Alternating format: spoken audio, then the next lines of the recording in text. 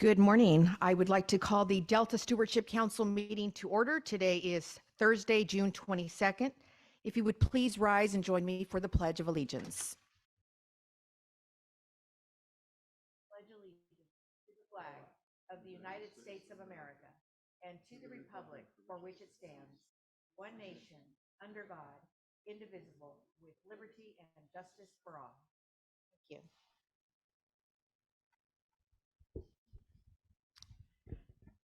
All right, we would like to now establish a roll call, and for that, we're going to ask our new council clerk, Emma Askew. Askey. Thank you, Emma Askew. Councilmember Burgess. Here. Councilmember Damrell. Councilmember Weso. Councilmember Maranian. Here. Councilmember Zingali.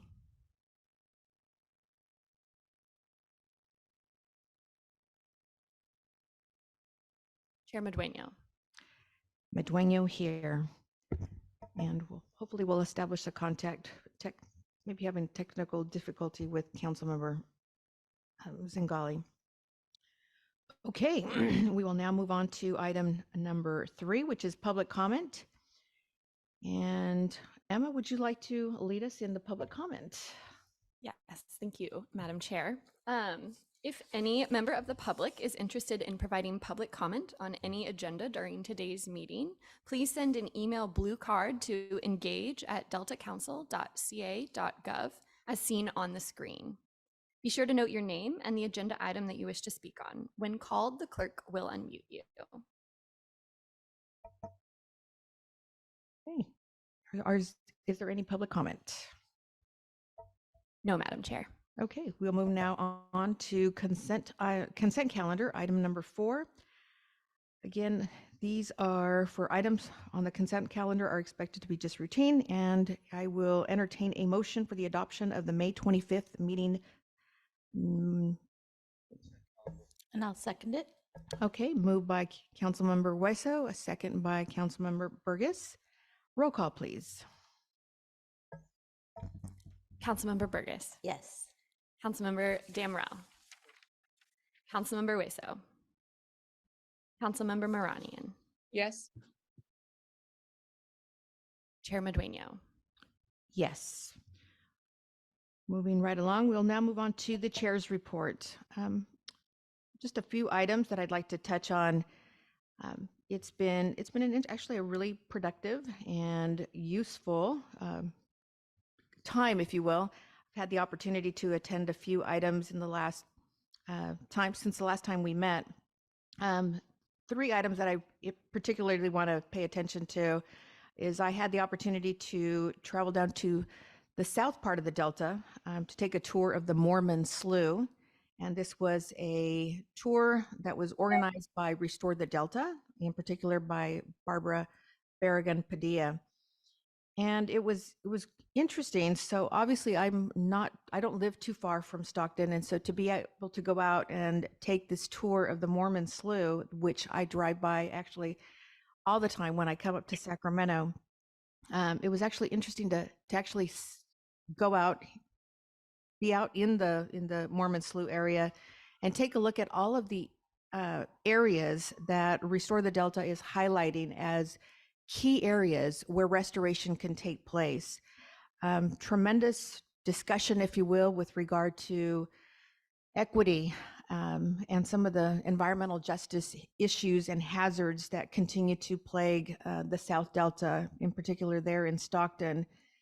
We had some members of the community come out with us. We had members of the city of Stockton, San Joaquin County.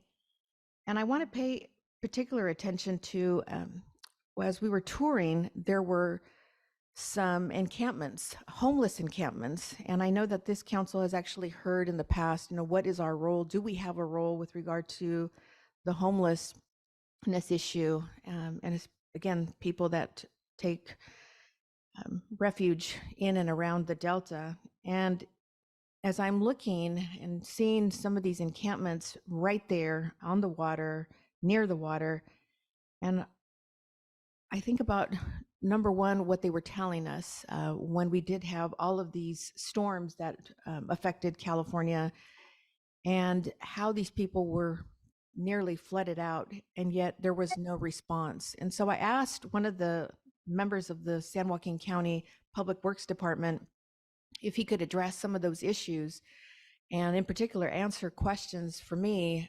I was really curious to find out, what do they do with the garbage? What do they do for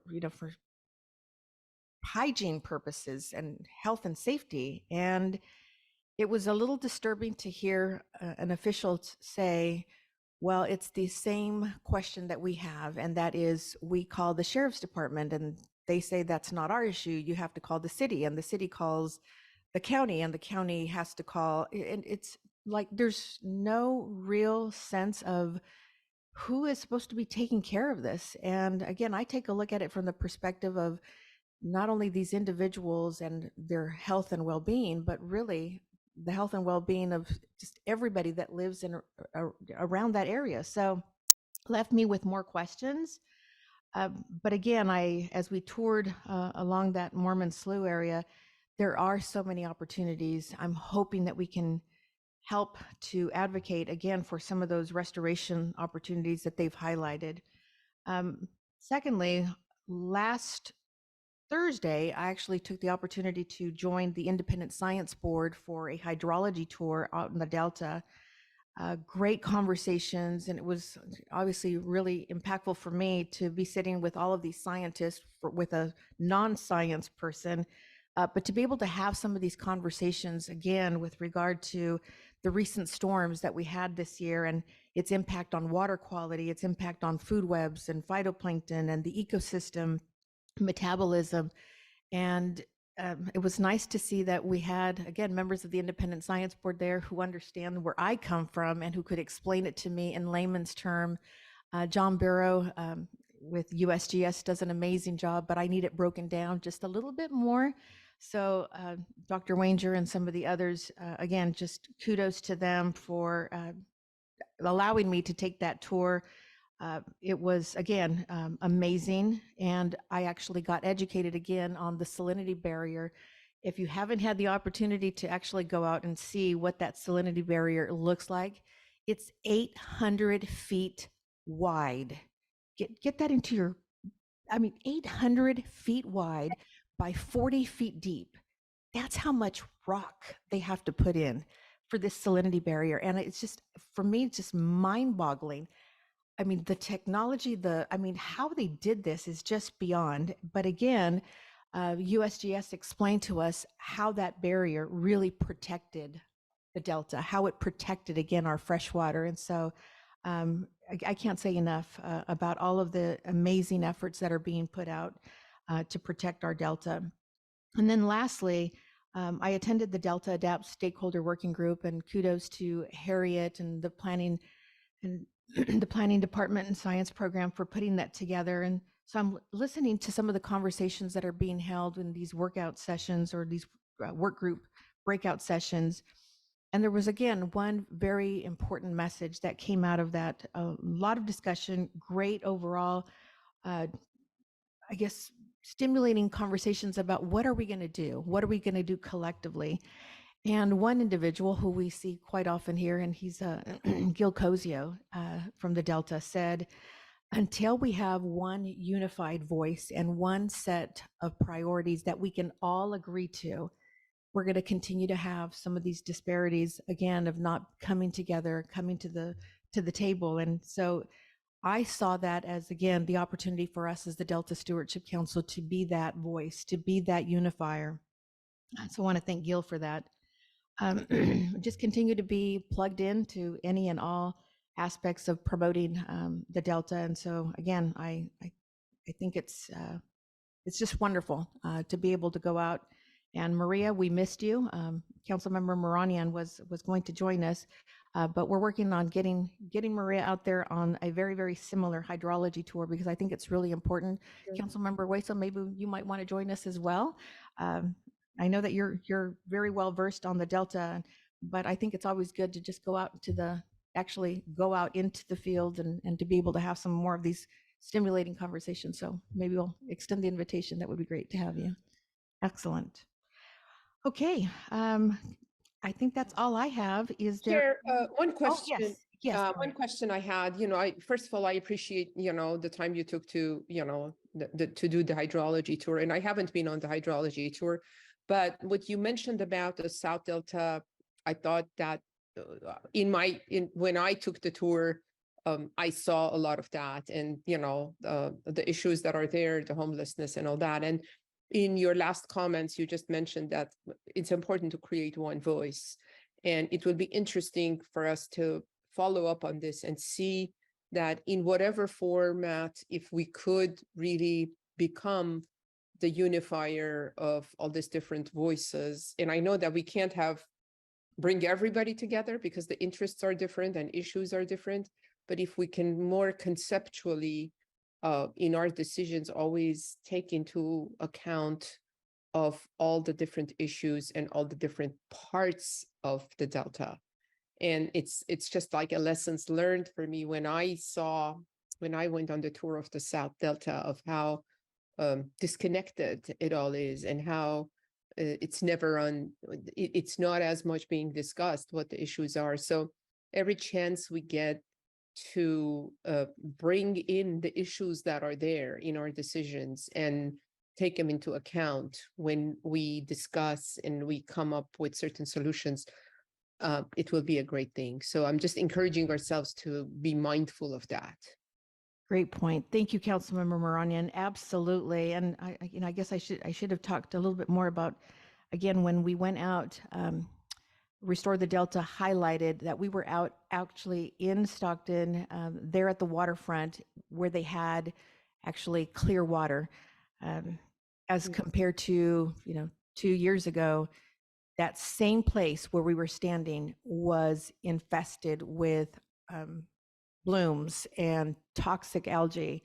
And so they wanted to remind us again that things change, right? Things change, but the issues remain the same. And that is, we do need to be very much mindful again of the impacts of this toxic algae and what it does to people and fish right in and around the South Delta. So yeah, absolutely agree. I've been out there, I've seen it.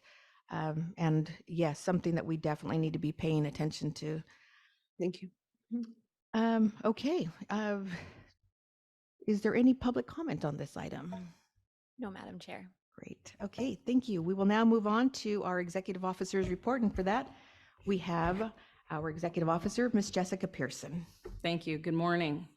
As Virginia mentioned earlier this month, we held a Delta Adapt stakeholder work group meeting, and this group is made up of technical experts, state and local government representatives, and community representatives, and it's really intended to reflect the broad range of stakeholder interests in the Delta, and ultimately to help us get input for the draft climate adaptation plan that we are developing.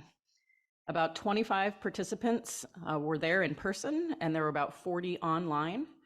Most of the meeting was spent in breakout discussions to develop specific adaptation strategies to address these risks that we've identified through our Delta Adapts work. I'm pretty pleased with the turnout that we had, and I really want to thank the Delta Adapt staff team for their continued effort on this key council priority.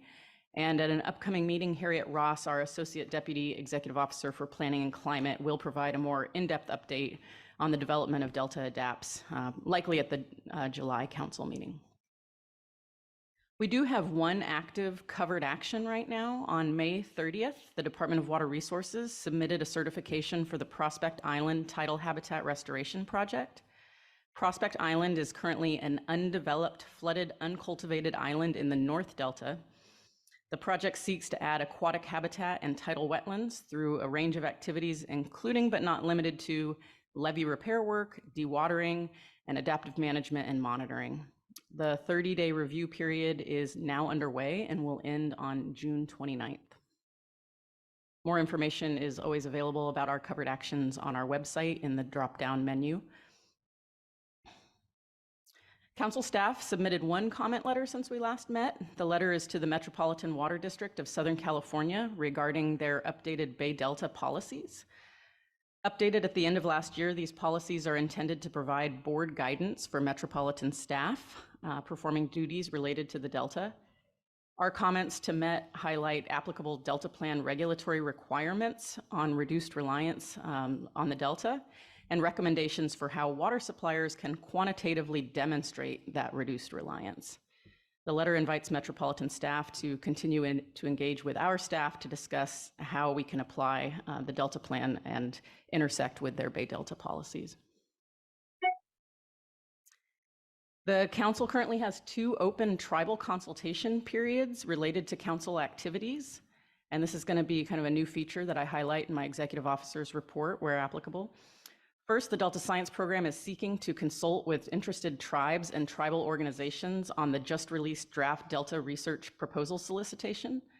In particular, the science program is looking to hear about how to make the proposal solicitation more accessible to and of interest to tribes before the opening of the solicitation, which we expect in fall of this year.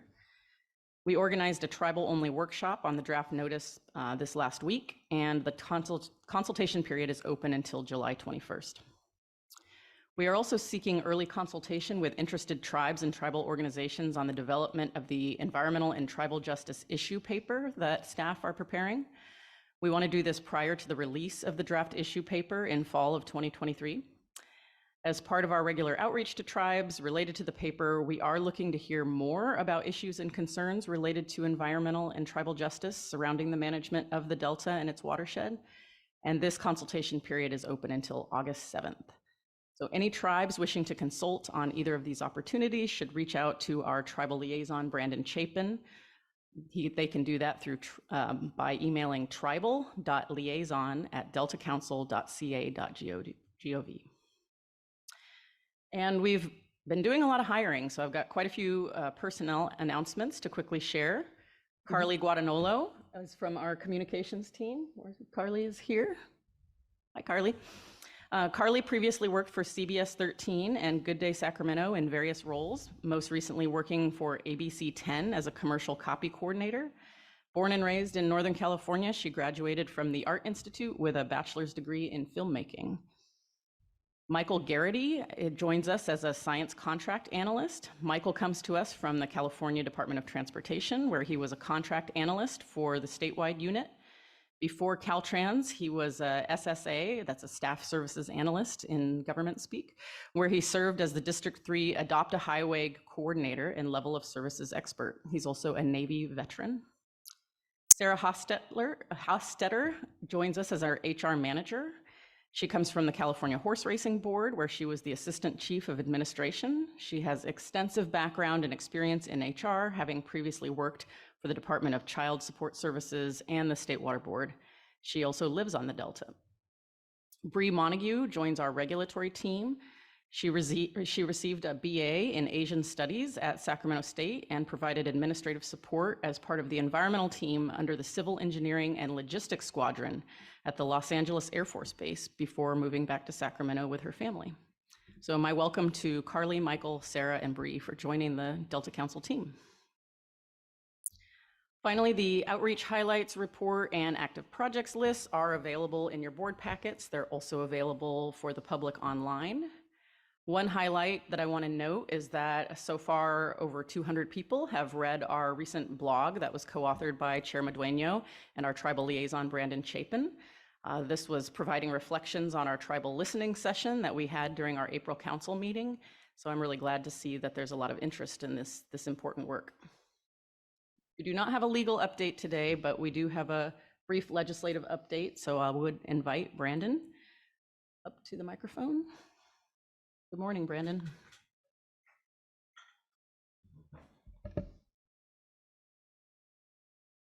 Yes, I was going to.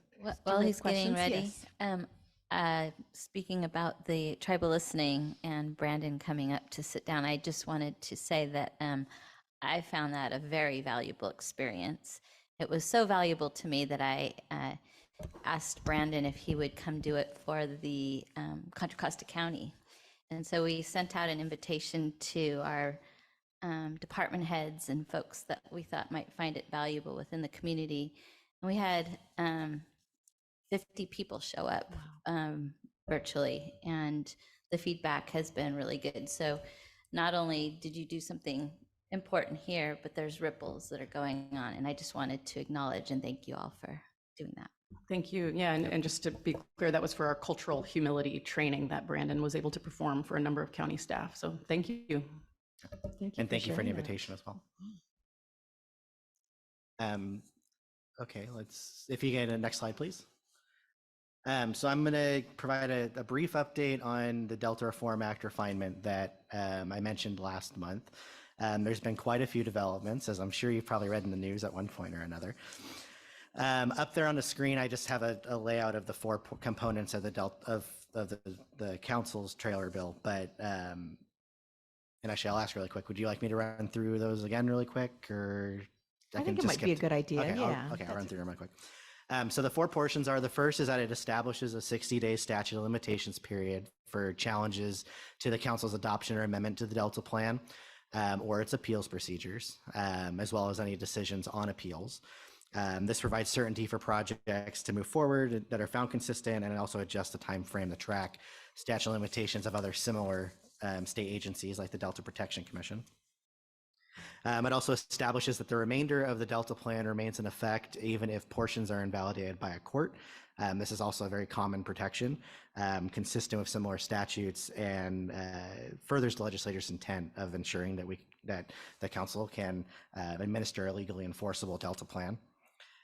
It establishes that once a quorum requirement is met, that a majority of the council present at that meeting duly called and held can carry out the powers vested in it. This avoids potential statutory interpretation issues by making clear that when the quorum is established, a majority vote of that quorum that's present is sufficient for a council action. And this is important in case of vacant positions, absences, or recusals.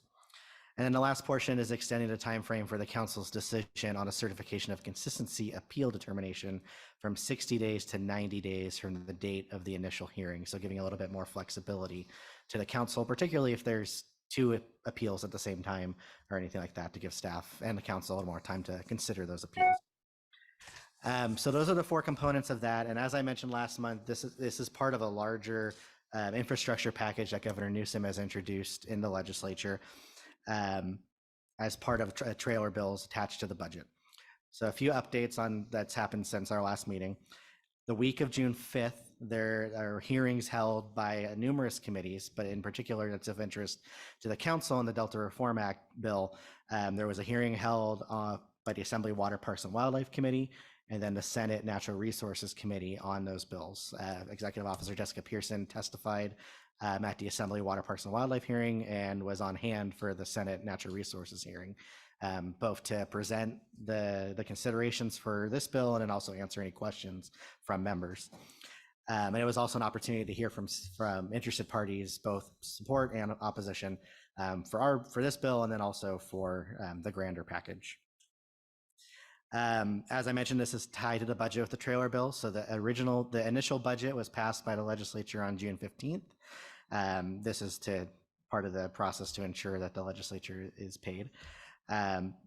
Upcoming is what's considered Budget Junior, which is more of an adjustment to the budget that was passed on June 15th in negotiations with between the governor, the speaker, and the Senate President Pro Tem, as well as the trailer bill negotiations. So what is going on right now is there's negotiations between Governor Newsom, Speaker Rendon, and Senate Pro Tem Atkins on the entire package. And it is expected that there is likely a decision at some point by June 27th is the date that has been the deadline that's been set for those negotiations. So they're ongoing, and I will provide further updates as the proposals move forward through the budget process. And I'll stop there really quick and open up to any questions that anyone has. Yes, questions? Yes, Diane, Councilmember Burgess. Brandon, on the first bullet point, it says a 60-day statute of limitations. What is the current period of time? Yeah, so it ranges depending on the decision. So it could go anywhere from 3 years to, and I might look to Vera here for additional context, but it ranges depending, but depending on the decision, could be 3 years, could be, I don't have the other one offhand, but I know it ranges depending on what decision's being made. There's not currently a statute of limitations in the Delta Reform Act. Yeah. So one could interpret that as meaning it defaults to kind of government code Sure. on the matter. Okay. And I think it's ironic that we're trying to extend it from 60 days to 90 days, but we're limiting it to 60 days for, to challenge it. I think that 60-day is, I have an issue with that. And then an observation sitting on 3 state committees. I think this whole idea of quorum is really important for all of those of us that sit on these committees, that we get here early, that we show up in person, because that's what our staff is depending on us. And so we need to make sure that we're not creating more work for our staff related to quorums. And I also am not opposed to having alternates if that's what we need. I know this is a more complicated committee, so I understand why each of us has a really important role, but that's why we need to show up. And sorry if I'm being I'm not trying to ruffle feathers, but I do feel like that's really important that we all show up. So those are my comments. Thank you for sharing your concerns. Just a point of clarification, because this has been asked, and in particular on the quorum issue.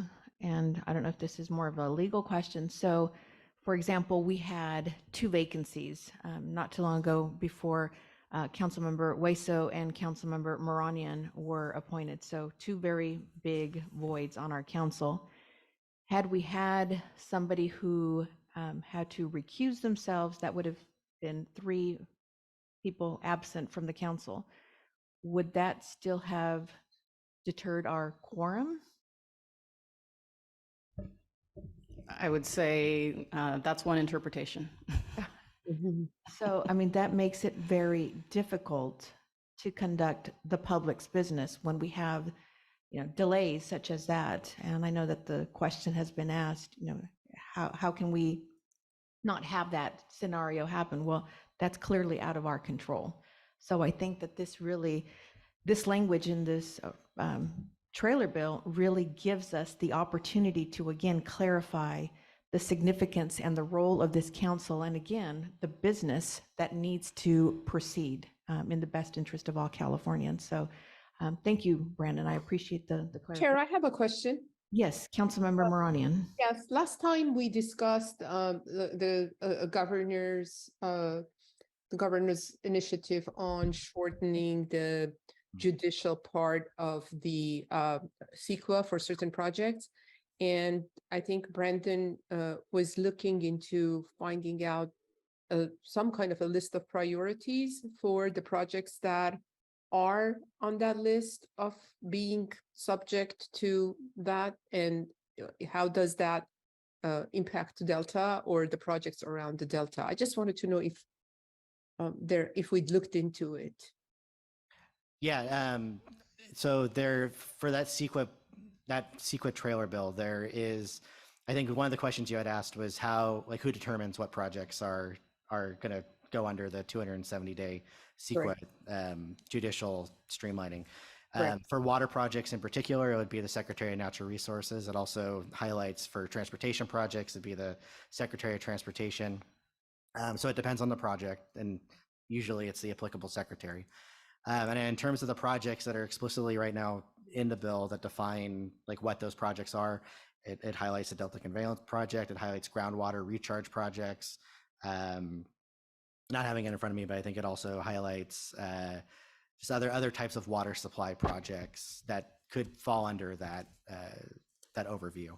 Is there a chance that you could provide the list of the projects, especially on the water supply side? Because, it's a statewide issue that could impact a lot of projects everywhere, and then ultimately impact what we're doing and how we can participate in any of this for, the good of water supply and water quality and all that. So I'm wondering if there would be a chance that we could get a list of that. And I understand that the secretaries of each, they bring things to the list, but at the same time, I'm thinking that there's got to be a body that finalizes that list. And it's not like everybody can put whatever they want on this list. And then they probably have, they cost it out. And then at the end of the day, it's like some kind of a total budget for these projects, or the viability of a project to go on this list or not, and how they become a candidate and they get approved.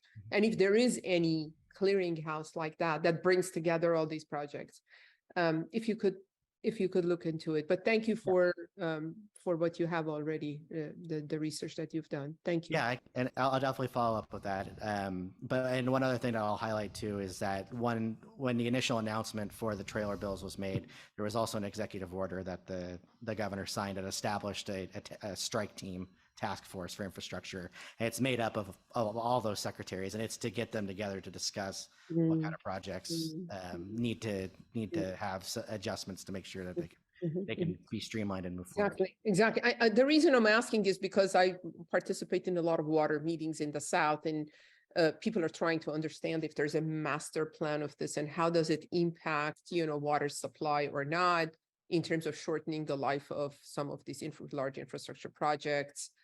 Where could they be? Is there an order of priorities that is being put together or not? And because sometimes these big announcements come in and then we kind of lose track of how they impact the real life and the projects. And I'm just trying to get a sense of the lay of the land on it.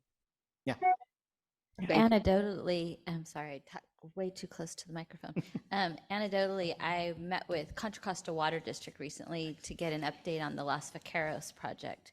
And I specifically asked if there was any benefits or anything with this, and they said it did not touch that project at all.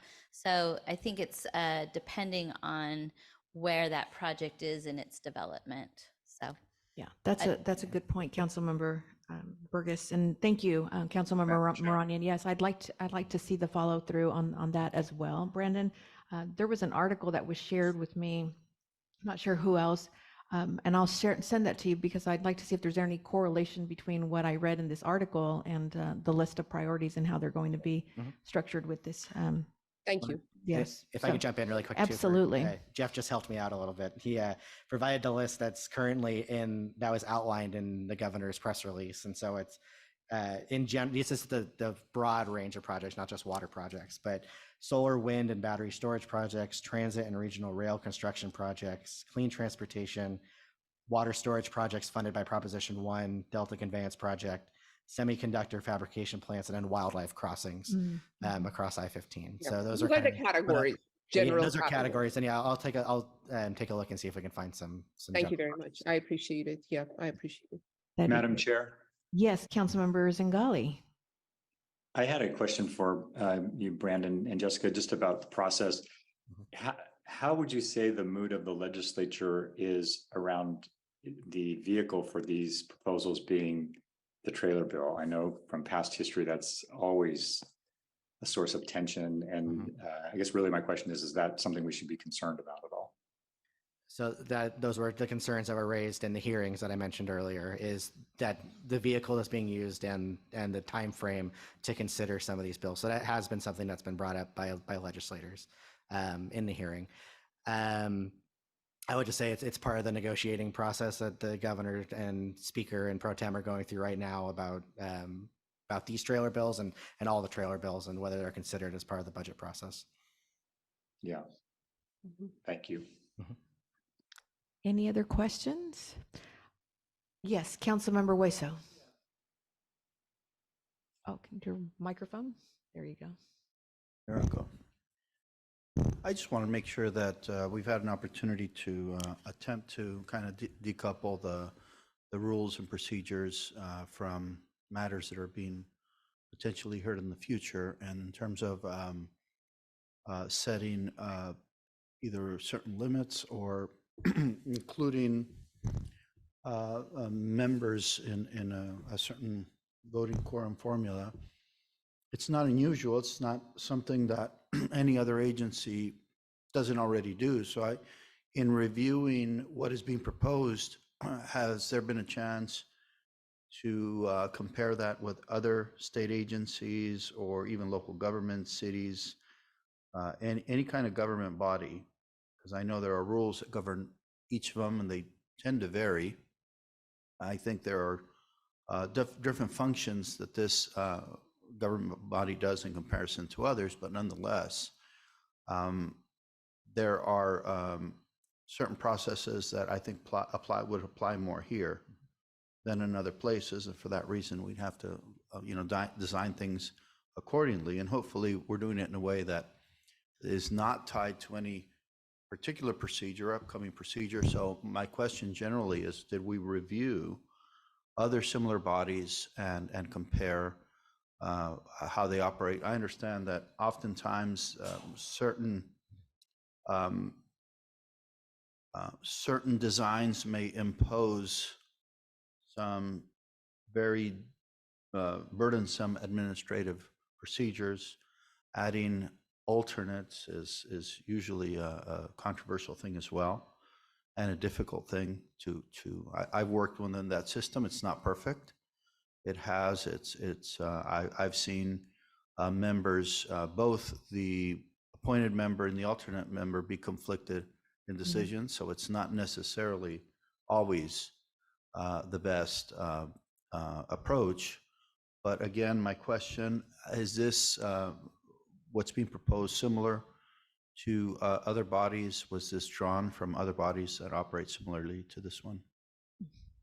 Yes, I'm sorry to speak for you, Brandon, but yes, I think off the top of my head, the Water Board, TRPA, the Delta Protection Commission, I think pretty much every state agency we looked at had similar rules where they can take action with a majority of a quorum.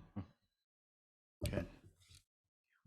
Yeah, I think alternates would be, I think, a challenge for our particular council. So It is. And if I may add, I served on the Water Quality Control Board for the longest time, and for 8 years, and it was an issue that came up, and absolutely everybody was against it, just because of the continuity of the services, in continuity of the understanding of a member from all the issues, and sometimes breaks down, people are not briefed, and they show up in the meeting. So if we're going to discuss and vote on it, I'm very opinionated on that. I wanted to chime in. I think that would be hard to justify for our council too. But Jessica, can I ask you another question, Jessica? Am I interpreting history right to say that probably the single biggest challenge on the quorum front has been the issue of conflict? Is that the one really that poses a real threat to our forum? So far, I mean, if we were in a situation where we were scheduling, a Delta Plan amendment or something like that, and someone couldn't make it because of illness or, long scheduled vacation, we could reschedule those votes. But when we are in the time constrained appeals process, that's when, the votes really count, and the membership and the showing up at the meeting really counts, and could prevent the council from taking action. And we don't want to be in a situation where a project, particularly a really important project, does not get the chance of a solid up or down vote by this council. Thank you. One more question. Is this a common thing? I mean, have you experienced it due to not having the entire council staffed, or it's really an issue of attendance? Yeah, I mean, I think we have had recusals in the past, including during 2018 appeals of the Water Fix project, for example. We've also had vacancies due to appointing authorities not, acting quickly to fill vacancies. And then we have had unscheduled illnesses. And I think, especially since 2020, that's been more of an issue. We have been operating under this Bagley-Keene exemption that the legislature and the governor's office have provided, which has given us flexibility in those situations, but that ends at the end of this month. Sure. No, I'm just asking that because it's important to clarify that it was not due to lack of care or lack of attendance, but it was, I can totally see of how when it was not staffed, that could be an issue. And as you mentioned, I think the issue of conflicts. So. I think also, I mean, if you want to approach it if you want to solve this problem, there should be maybe an allowance to allow people to continue to serve until that body does their new appointment, or that there are alternates? I mean, there's other options other than decreasing the number of people that would have to vote for something.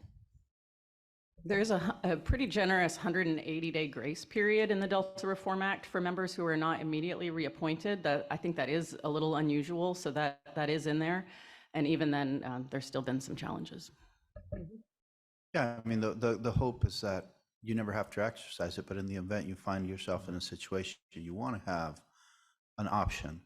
And the last question I'm going to add, if I could, normally in local governments, they have something called the rule of necessity when members are conflicted out or can't for some reason attend.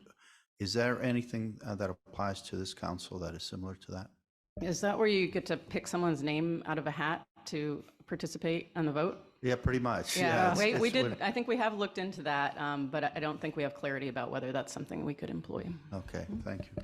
Thank you for raising that. Are there any other comments from the council before we go to public comment? Just a couple things. First and foremost, I want to welcome all of our new staff members. Just to hear your brief introductions, I just want to say, wow, what an impressive group of individuals that we have joining us. And so I want to personally welcome each and every one of you, and we hope that you stay and we hope that you enjoy your journey here on the Delta Stewardship Council. Exciting stuff. And a point of clarification, for the letter that was sent to the Metropolitan Water District, you mentioned specifically some aspects of reduced reliance on the Delta. Does that also include or incorporate any new technologies moving forward with regard to new water science, new water, if you will, technologies that are being introduced or implemented? Oh, yeah. Okay. It absolutely does. I think the gist of our letter there was we were really excited to see that Metropolitan has embraced the state policy of reduced reliance. Very important, obviously. We wanted to bring to their attention that the council has worked through its Delta plan to move that conversation even further forward to specify how that can be demonstrated and quantified. Yeah, I was actually really impressed. I did have the opportunity, along with Brandon, we took a tour not too long ago, and it was led by the Metropolitan Water District, and I was incredibly impressed with what they had shared with us in terms of, again, reducing their reliance on the Delta and some of the technologies and advances that they're doing on conservation and other. So yeah, this is an ongoing conversation. So thank you for that. Okay, and then Brandon, did you have a little bit more before you finished up? I do, but I can also take it offline. There are two bills that I wanted to provide a quick update on, but okay. If I can get the presentation back up really quick. The first one is SB 231. So this is one that I've presented on last few months. This would require the council to work with the Department of Water Resources and the Water Board on updating a feasibility study for a water measurement database. This has recently been amended a couple of days ago. The council has been taken out of it, and the feasibility study is no longer part of it. That's been changed to address the recent audit that came out regarding water supply predictions and forecasting by the Department of Water Resources. So the bill now requires DWR to establish a formal process for annually evaluating the accuracy of its water forecasts, prepare and submit to the legislature quarterly reports, and then to conduct a public hearing or a public meeting after 2026 yearly to provide an update on their forecasting. So the council is no longer part of that bill. So I won't bring this to the council again unless it ends up being get included again, but just an update on that. And then the last one, and Jessica already alluded to this, is that this month is at the end of the month is the end of the Bagley-Keene exemptions that were passed by the legislature during the last budget process. So after June 30th, if any members are to be attending the meeting remotely, they have to put a notification of a public location where they are taking that meeting remotely, just back to the original Bagley-Keene rules. I will note, sorry, if I can go to the next slide. There is currently a bill, SB 544, to codify those exemptions so that members can attend meetings remotely. without disclosing a location, although they would still have to notify the public who is in the room with them and the relationship of that person, if there is anyone. And then also the council would still have to have a physical location for the public to provide comment and address the council. And then if teleconferencing fails, then we'd have to stop the meeting, and if it can be fixed, if not, then reschedule the meeting. So that bill is currently going through the legislature, and if it passes, won't take effect until January 1. So for right now, the exemption ends at the end of this month unless something changes. You think the likelihood of it passing is looking good, just given the nature of the world that we live in now? It has been progressing through the legislature. There is some opposition to it from some groups. I believe it has its policy committee. It does not have a policy committee hearing yet, but it is progressing through the process. Okay, great. Yeah. Thank you, Brandon. Of course, that's up. Thank you, Brandon. So just looking ahead at the rest of our agenda, after our lead scientist report, the council will hear an update from Delta Water Master Jay Ziegler on his office's work supporting the implementation of the Delta Plan. Afterwards, we'll hear a panel presentation on forest wildfires and the direct and indirect threats they pose to the Delta. And then finally, we'll get an update from the San Joaquin Area Flood Control Agency on the progress on the Smith Canal Gate Flood Protection Project. And with that, I conclude my report. Happy to take questions, or we can move to public comment. Any other questions? I think we've exhausted our questions, but okay, we will now move on to public comment. There is no public comment, Madam Chair. Great, thank you. Okay, moving on to item 7. This is our lead scientist report, and again, we have Dr. Laurel Larson. Thank Good you. morning. Good morning, Chair Madueño, council members. Well, it seems like some of the biggest weather and climate headlines that have been making the news lately are about how this year is really shaping up to be an El Nino year. And what this means for expected weather patterns varies across the country, across the world. But for us in California, it means likely wetter than average conditions are expected. So you could contrast this with La Nina years, which have typically been associated with drought in California, as the atmospheric rivers carried by the jet stream are typically diverted north of California under those conditions. And if I could get the visual summary of the article up, that would be great, because it shows an illustration of what happens during those La Nina years. So backing up just a little bit, El Nino and La Nina refer to different extremes in the patterns of temperature in the Pacific Ocean, which are associated with markedly different patterns of atmospheric circulation.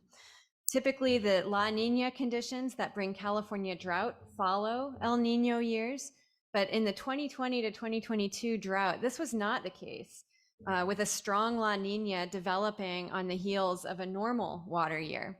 Consequently, models weren't able to foresee the onset or the severity of the drought, at least not with more advanced warning than the forthcoming water year. So with the recent state audit of the Department of Water Resources, we've heard a lot about how their forecast models did not adequately account for the depletion of soil moisture in their seasonal forecast. But another thing that agencies got wrong with respect to the recent drought was the failure to foresee the development of those La Nina conditions. And in fact, the National Oceanic and Atmospheric Administration issued a forecast for neutral conditions, in other words, not El Nino or La Nina, as late as June of 2020.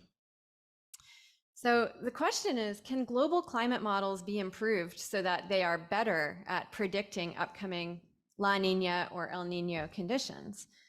This is an applied question that lies at the heart of much of the research directed toward understanding these large-scale atmospheric and oceanic phenomena.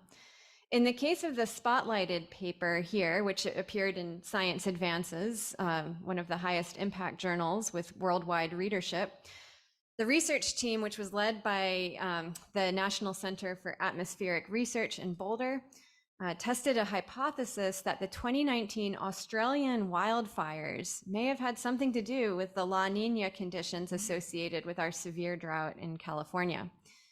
It was a good guess with a sound foundation. Scientists do know that volcanoes that spew a lot of particulate matter high in the atmosphere can trigger ocean cooling in key locations and cause the onset of La Nina conditions.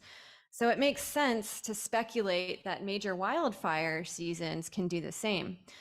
And the summer of 2019 to 2020 in Australia was a banner season for wildfires, and it's even come to be known as Black Summer. 94,000 square miles burned then, causing an estimated 78 to 88 billion Australian dollars in damage. 34 people were killed, and over 3,000 buildings were destroyed, most of which were homes.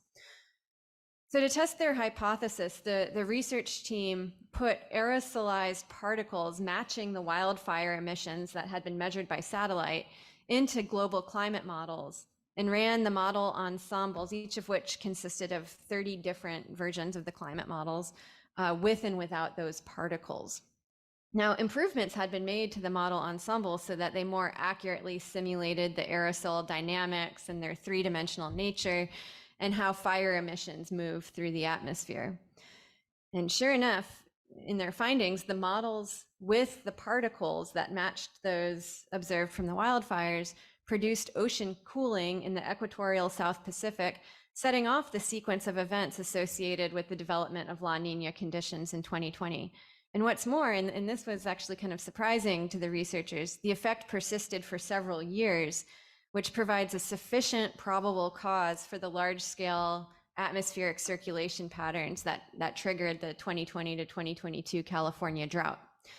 For the sake of completeness, though, it's also worth noting that the record high temperatures that California experienced during those years deepened the severity of drought by increasing evapotranspiration, drying out soils, and ensuring that more of the precipitation that we did receive fell as rain rather than snow, which is important because snow otherwise serves as this really important time release capsule for water throughout the dry season. So one of the most important takeaways from this spotlighted study is that climate models should incorporate global feedback processes related to wildfire.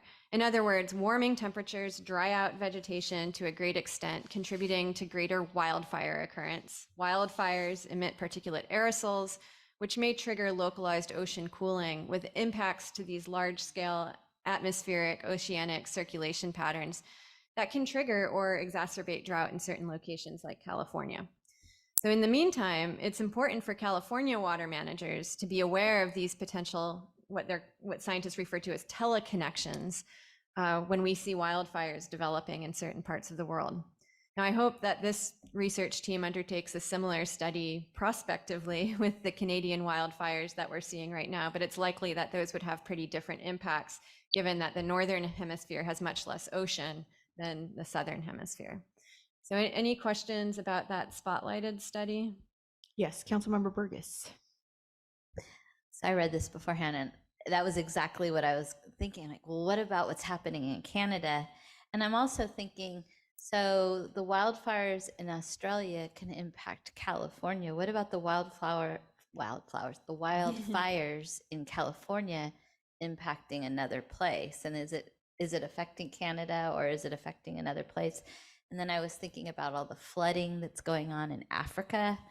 You know, it's like, we really are all connected. Yeah. And I found this a very interesting, you probably don't have those answers, but yeah, this is outside my area, yeah. my own scientific area of expertise. But I think that stories like this, articles like this are a really great reminder of, we really need to consider the Earth as a system, because of some of these feedbacks present in the system that we don't understand too well yet.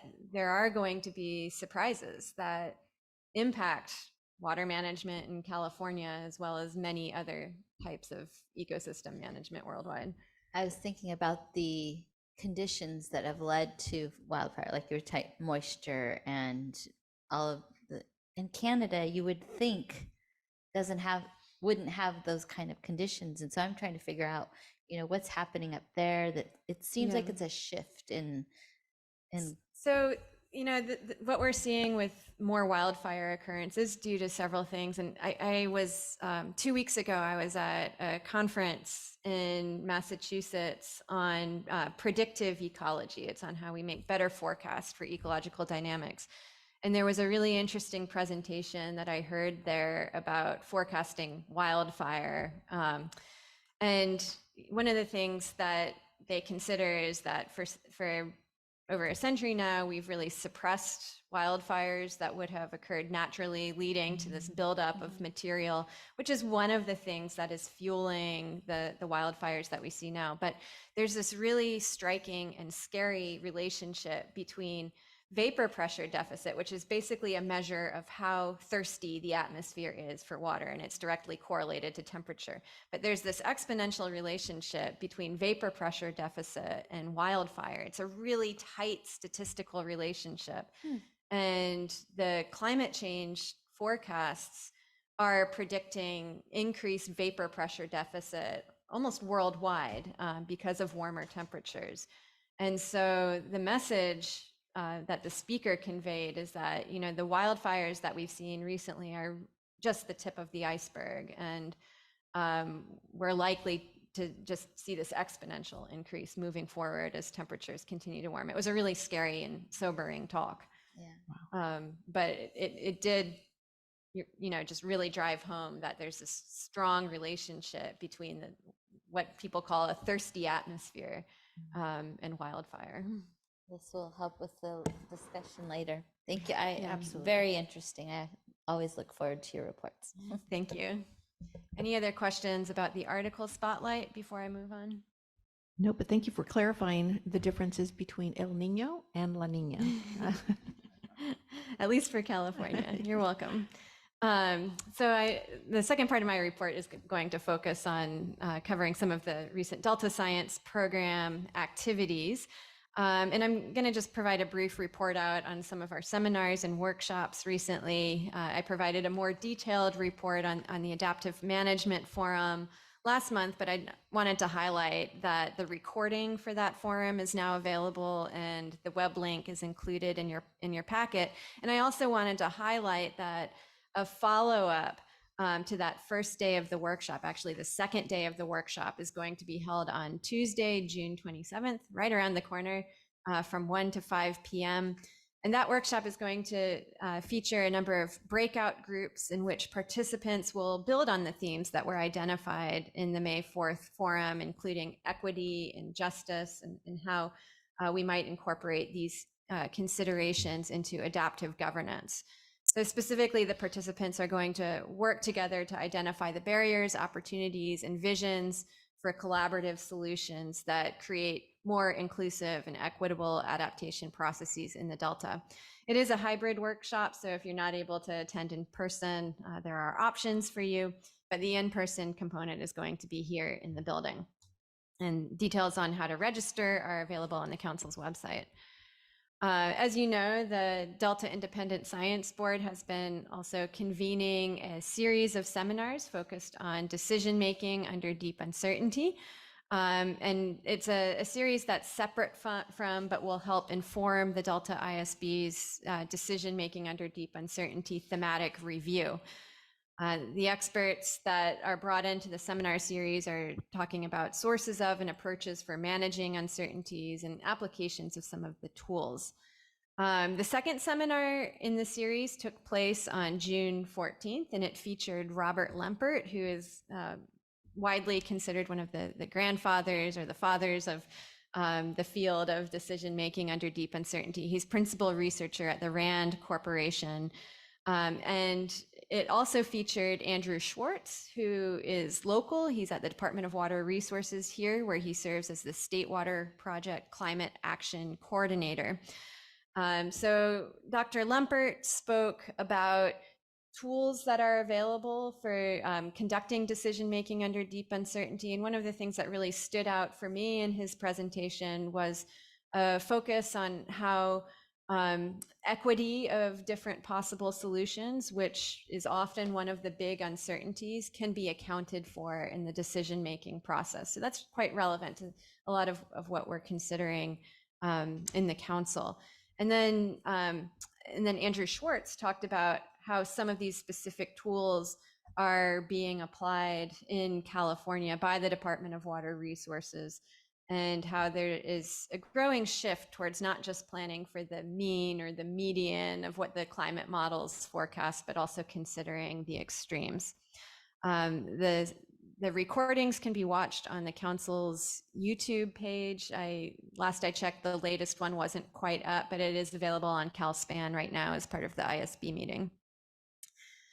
And so with that, I'm going to go into a discussion of one of the other core functions that we do besides convening seminars and workshops within the Delta Science program. And that is to convene independent scientific peer reviews and advice. And I'll note that the reviews that we convene within the science program are different from the reviews conducted by the Delta Independent Science Board, in that the science program's reviews are requested of us and focus on specific scientific and technical programs, plans, and products rather than broad themes or programmatic areas. Our reviews involve external, independent subject matter experts that are ultimately selected by me as the Delta lead scientist, and they feature a charge to the review panel that is developed in consultation with the requesting entity, but finalized by the lead scientist. Depending on the review, reviews might be conducted through individual letter reviews asynchronously, or a panel review conducted collaboratively in a public meeting. The peer review panels that we facilitate follow rigorous and consistent standards to ensure the independence of the review process, and all of our best practices and policies are specified in Appendix I of the Delta Science Plan. Now, I thought it was time for a highlight of this core function because we're currently in the process of facilitating 3 such reviews, 1 for the Department of Water Resources and 2 for the U.S. Bureau of Reclamation. And anecdotally, I would say that the demand for this service has been really increasing in recent years, in part due to word of this service getting out. And I'll also say that as part of the Delta Stewardship Council website, there is in the drop-down menu a page that is devoted to the scientific peer review service performed by the Delta Science program. And it features all review materials and bios of the panel members that we select for each review. So in the first review that I'll cover, is a review of the State Water Project Delivery Capacity Report, or DCR. Incidentally, this was the report for which these tools for decision-making under deep uncertainty that Andrew Schwartz spoke about at the ISB meeting last week are used for. And so just to provide you with a little bit of background about this Delivery Capacity Report, to provide essential information about the current and projected future water supply reliability, where the projection is 20 years in advance. Through the State Water Project, DWR issues this Delivery Capacity Report every 2 years. The Delivery Capacity Report is used extensively by State Water Project contractors and others to plan their water uses. DWR has requested that the science program convene an independent peer review of recent updates to the Delivery Capacity Report development process that focus on improvements on how climate change impacts are estimated, including the incorporation of some of these new tools for decision-making under deep uncertainty. This review that we're conducting is a 2-part review, and the first part, which is underway right now, will evaluate the strategy for adjusting how the model uses historical hydrologic data in order to account for changes, non-stationarity due to a changing climate. And then the second part is going to focus on the use of these risk-informed climate change scenarios that use these decision-making under deep uncertainty tools to model future deliveries. As I just mentioned, the review work has just kicked off, and review letters from 3 independent reviewers are expected to be available in fall of 2023. So the second of the reviews that we're conducting right now is one that those of you who have been on the council for at least a year might have heard about already. It's a review of the water temperature modeling platform that's produced by the U.S. Bureau of Reclamation.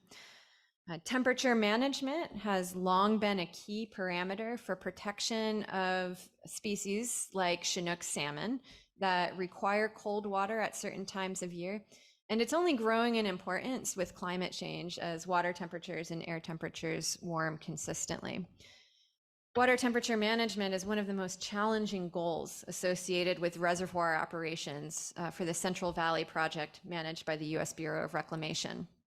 And so to help with water temperature management, to help with reservoir operations, Reclamation has developed a water temperature modeling platform, which comprises a set of modeling tools to assist resource managers of the major dams with balancing water resources for downstream uses and temperature needs.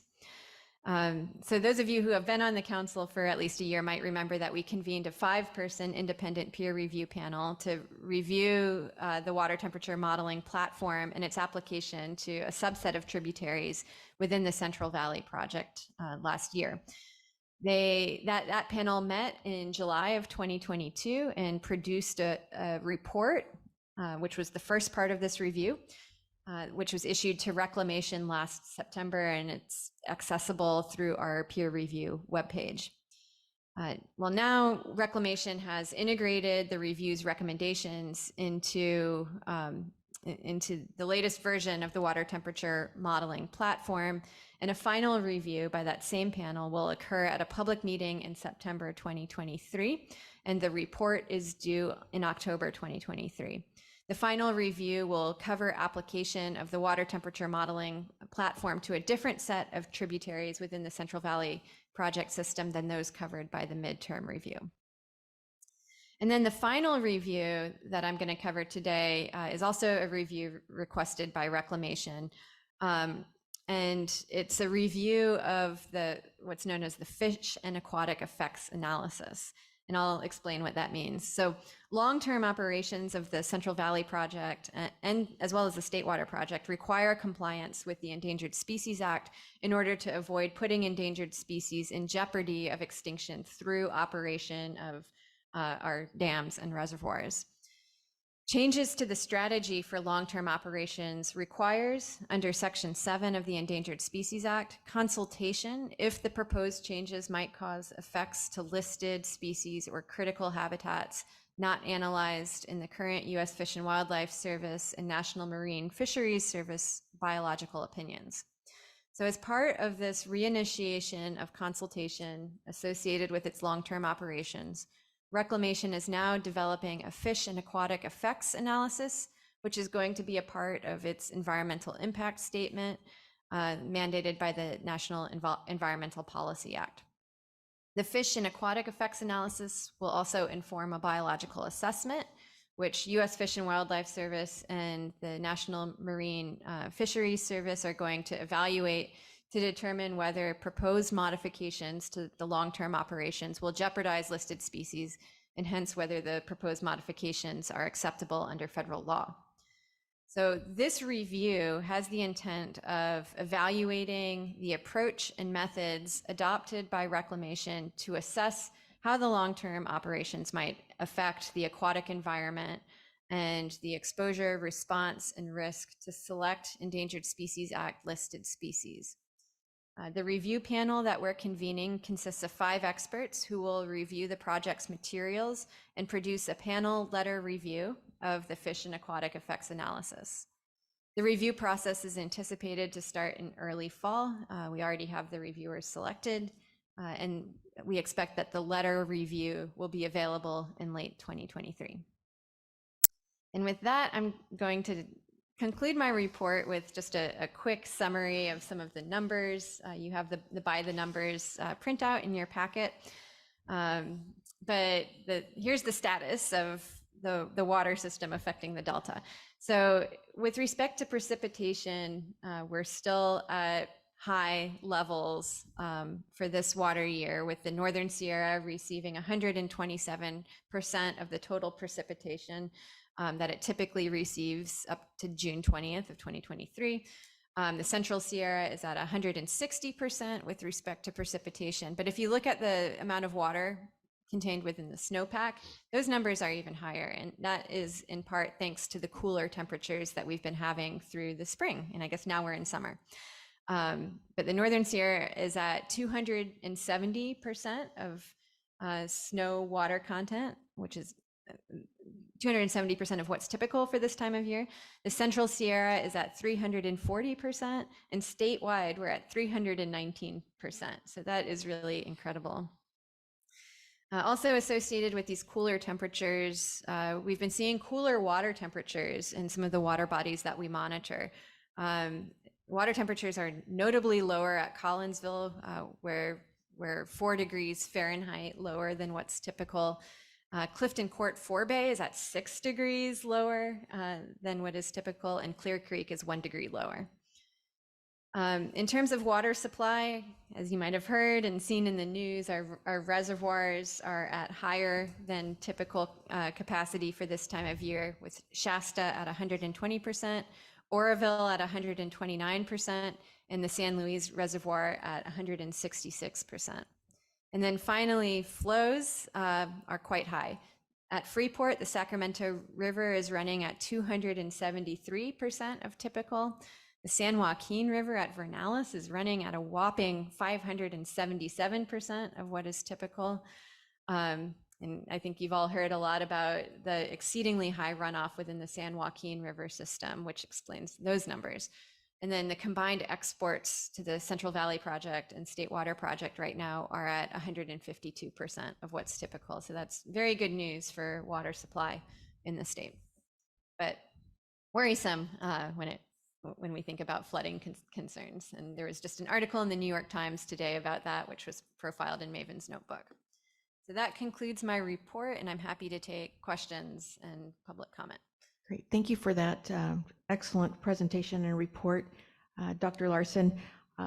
If there are any questions, I'm going to ask if you could just keep them brief, or if maybe we can have some maybe one-on-one with Dr. Larson, just in respect out of time, because we do have a time certain for our wildfire panel. And so I don't want to rush our water master too much, but we'll just take a couple comments or questions.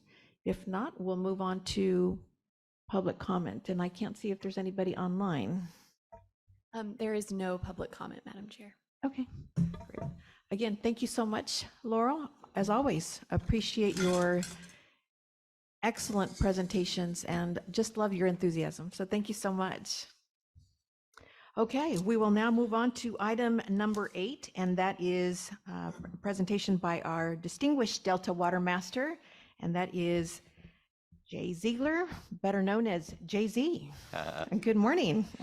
Good morning, Chairman Dueña, and nice to see all of you this morning, and spend some time with the council today. And is the deck ready today? Okay, great. I wanted to spend just a little bit of time today kind of giving you an update on one of the topics that I introduced a few months ago, that we were in the process of putting up a website that would represent state-of-the-art water data reporting in California. And that's really been a great and somewhat surprising success story that I'm excited to share with the council today. Next slide, please. So in the context of this, what I'm going to talk about with you today is the Delta Alternative Compliance Plan. It's also, if you want to access it on the web, it's www.deltaacp.com. This is a use of open ET, so evapotranspiration, satellite telemetry, to really better understand actual water use and apply that knowledge in water data reporting, which is a first of its kind in California. So it's pretty exciting and represents a tool that's underutilized, but coming into greater adoption in applications in the Upper Colorado River watershed, as well as in Arizona, and thinking about how to integrate groundwater and surface water metrics and provide greater accessibility to that data. I'm also going to share some results from a multi-agency Delta Drought Response Pilot Program, now entering its second year, and talk a bit about integrating science and program project planning in the Delta. Next slide, please.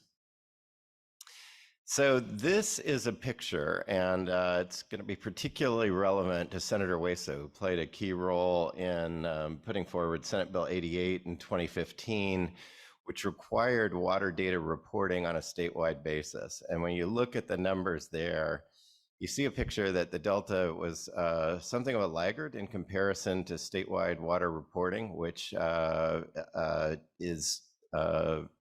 was happening then. But I want to really give credit to a process that my predecessor, Michael George, initiated to engage Delta stakeholders, the wider science community across California and beyond, and universities and individual researchers across the state to really think about how do we practically approach water data reporting and the data in the Delta, engage stakeholders, and really get to a point of adoption. And let's go to the next slide, please. So what I would tell you is that the Delta has gone from worst to first in the area of water data reporting in California. The level of data compliance that we're getting across the state is really extraordinary.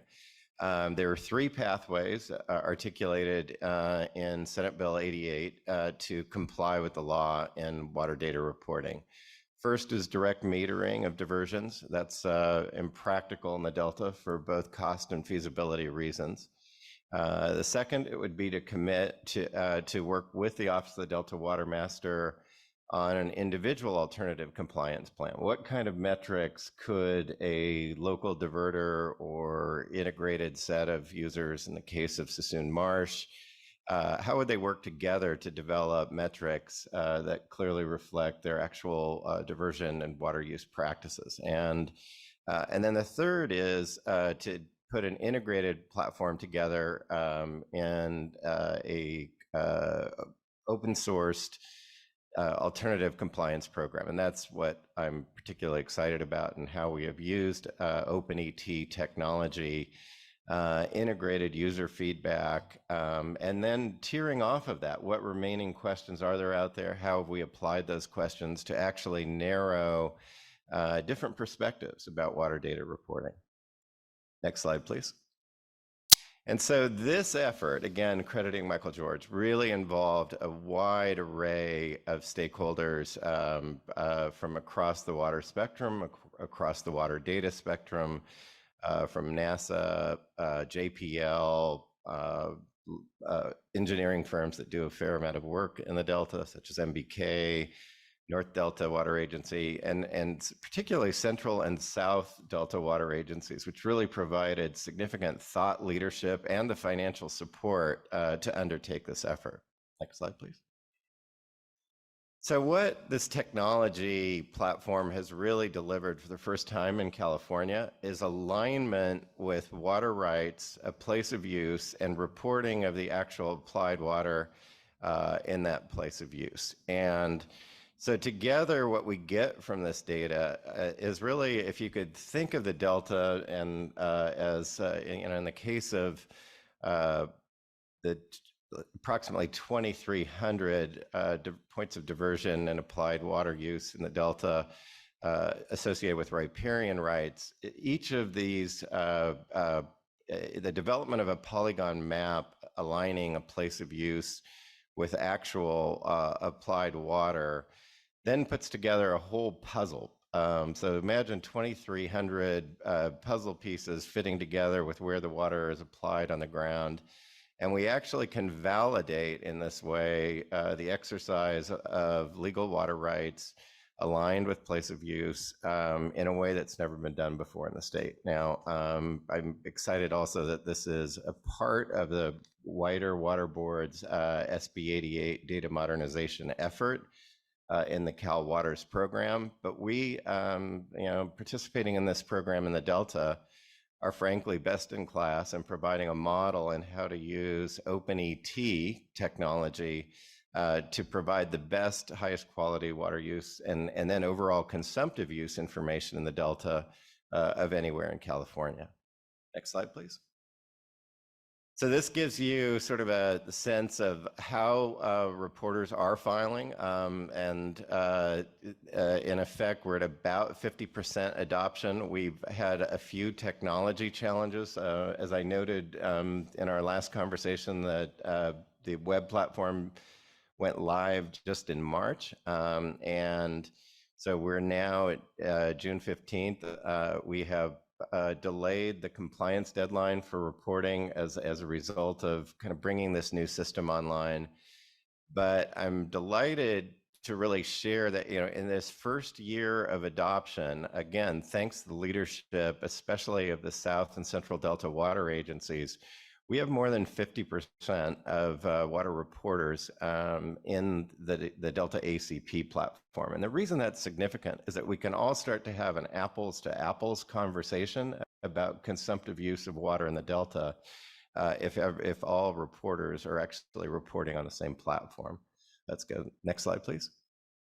So taking a look at it in the big picture, there you see the light blue line. When I'm here next year, I want this entire graph to be all in light blue, that all reporters in the Delta are on the Delta ACP platform.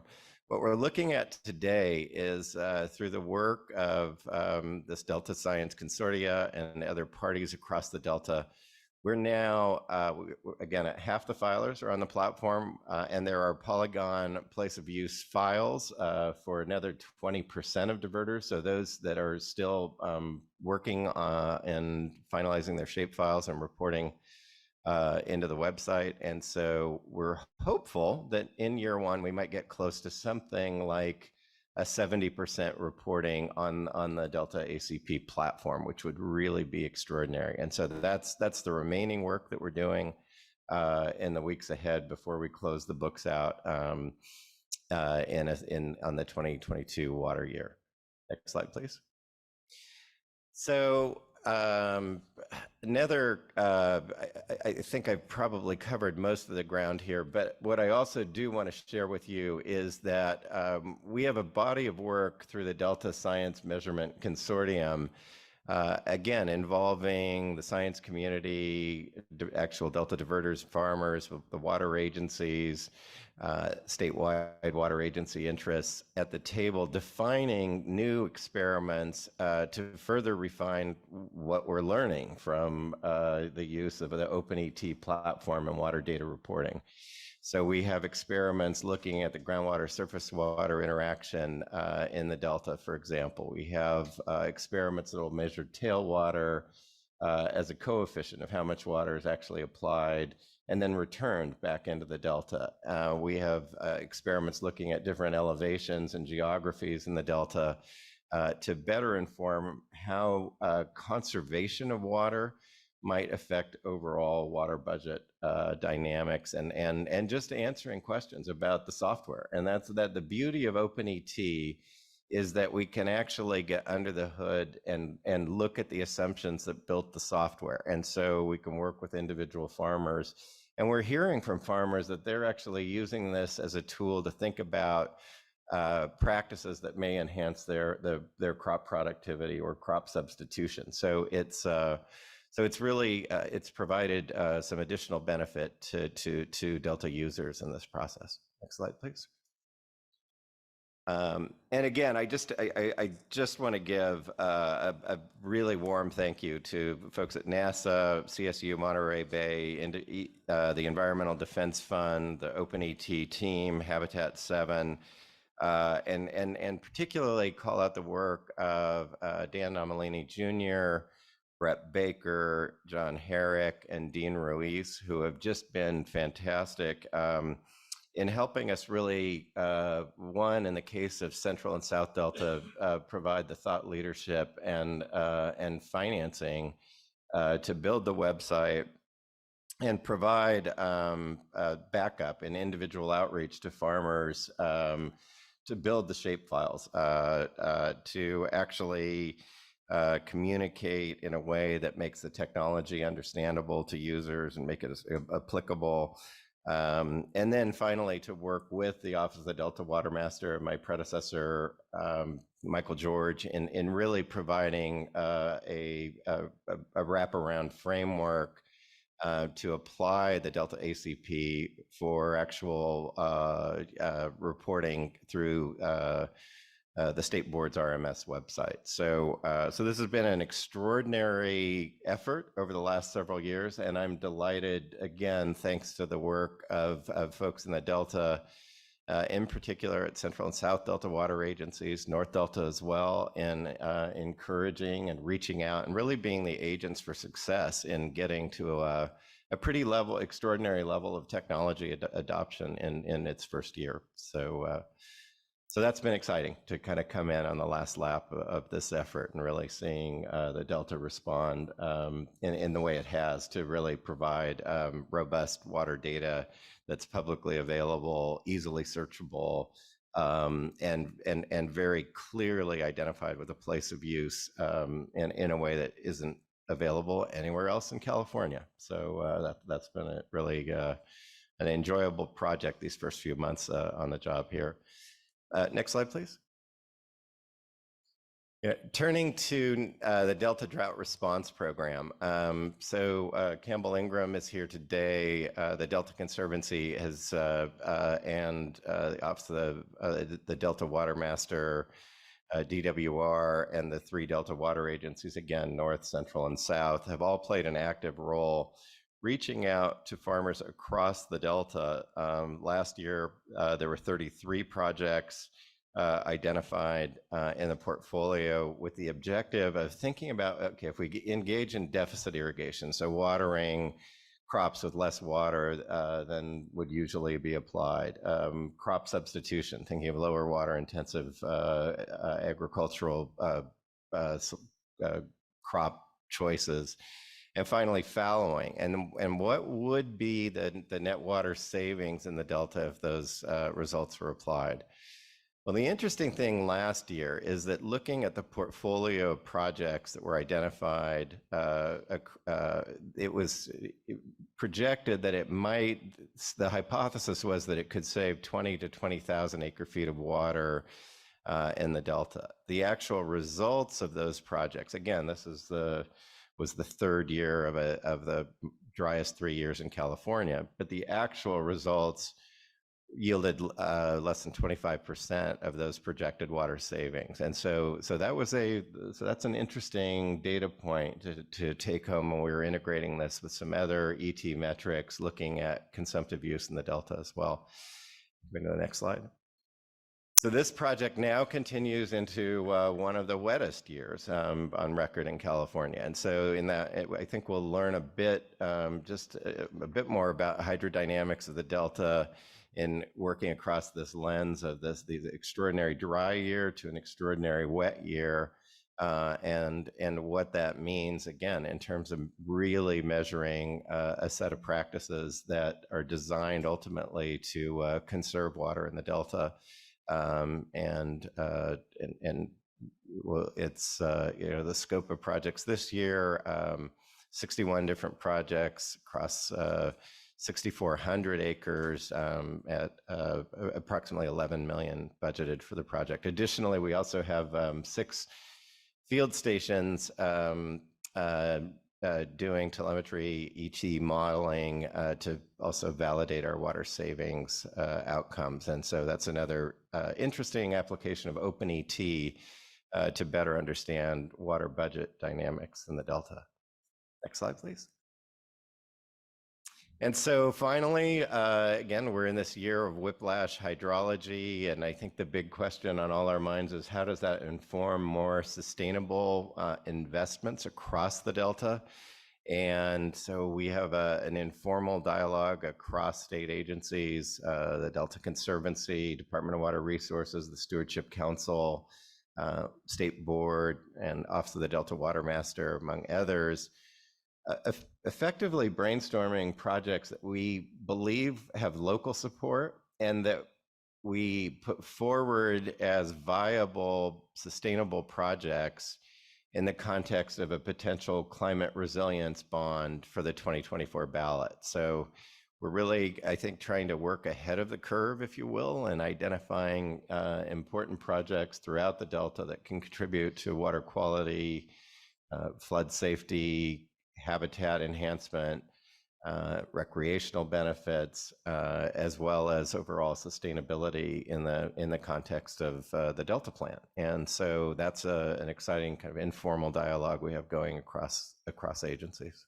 Next slide, please.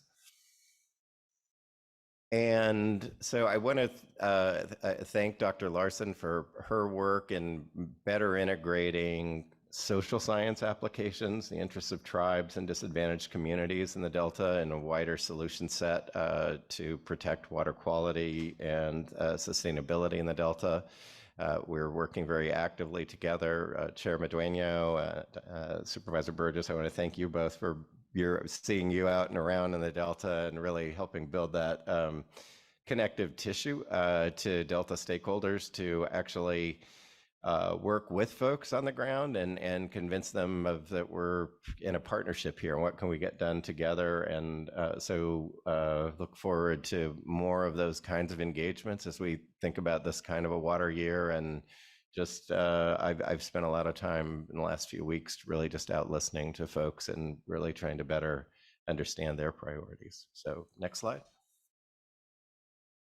There we go. The future is more science collaboration. So that's look forward to working with you all at the Stewardship Council and the Delta Science Program as we kind of strive to promote a more sustainable Delta and work to achieve results in common, I would say, with the wider Delta community here, and looking at restoration projects that have multiple benefits and especially with an eye, I think, to the San Joaquin system and better understanding what this kind of a water year means. And, you know, we've had record flows down the San Joaquin for months now, and you know, really stressing the system and what will we learn from that? How much sedimentation are we going to see at the head of old and middle rivers? Are we going to, you know, do we really need a more strategic program for dredging to protect both water quality as well as just the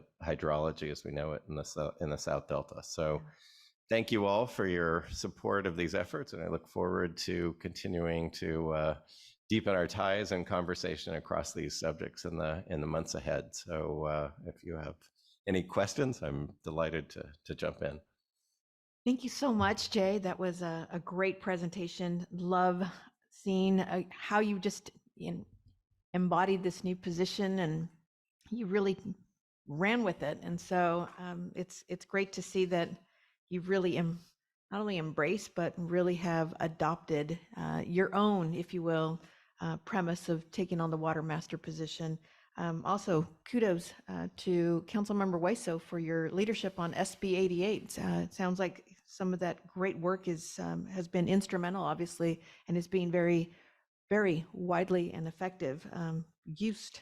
And looking at these reports, it's remarkable to see what's been going on. So thank you. So I'll open it up to a couple questions. We have a few minutes before we start our panel. I have one, Chair. If possible. Yes, Councilmember Moranian. Yeah, I just wanted to, we talked about this last time, and I think something very encouraging. Thank you for the report, because we talked about the impact of science on making good policy. And I think when you talked about, and I'm tying this into the earlier conversation we had about the impact on, DAC communities and, all these scientific issues that, that has to do with sea level rise and flooding and all that, and how knowing the science of this and tying it into good policy is becoming more and more important to bring this together. And I think in your presentation, you were very explicitly explaining of how we use science to make good social science decisions. And this was a discussion that we had last time in our meeting. And I wanted to thank you for doing that, and just encouraged to do more of that for all of us. Yep. Thank you for that. I'm particularly looking forward to the council's upcoming release of its survey of Delta residents and their interests, concerns, and anyway, I think that will also be a really helpful indicator of where folks in the Delta really want to see the state focusing attention. Yeah, absolutely agree. Yeah, so I want to thank the water agencies that have come forward. It was great for you to highlight again all of the collaboration, great collaboration from the Delta individuals, Delta stakeholders, I should say, that have stepped up to the plate and have been great and effective partners in this work. I think that's really important, Chair Medueno, to underscore that this effort would not have happened were it not for really the thought leadership and financial investment of the Central and South Delta water agencies. And so I think it's really a bold effort at advancing a science-based understanding of where, how much, and that will lead to a better understanding of hydrology in the Delta, and I think narrow our scientific focus as well as the questions about consumptive use in the Delta. So it truly is a great partnership, and my predecessor, Michael George, really deserves all the credit for that. Well, thank you. We really appreciate that. So again, thank you so much. Any other questions from the council? If not, we will open it up to public comment. Are there any public comments? There is not, Madam Chair.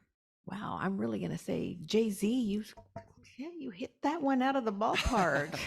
Thank you so much. Thanks. Always appreciate you coming and giving us a report. And again, just really appreciate your leadership, your enthusiasm, and bringing us all forward. Thank you. Great. Thank you. Okay, we will now move on to item number 9. And that is our wildfire panel discussion. I think we're all really excited to hear from all of you. So for that, we have Dr. Larson, who will make the introductions. Can I Yeah. Oh, wait a second. Can we check to see if everybody is here first? Yeah, and I have been working with staff for the last month or two just to make sure that it would be okay if I needed to leave this meeting early. No, and you I can't. Well, No.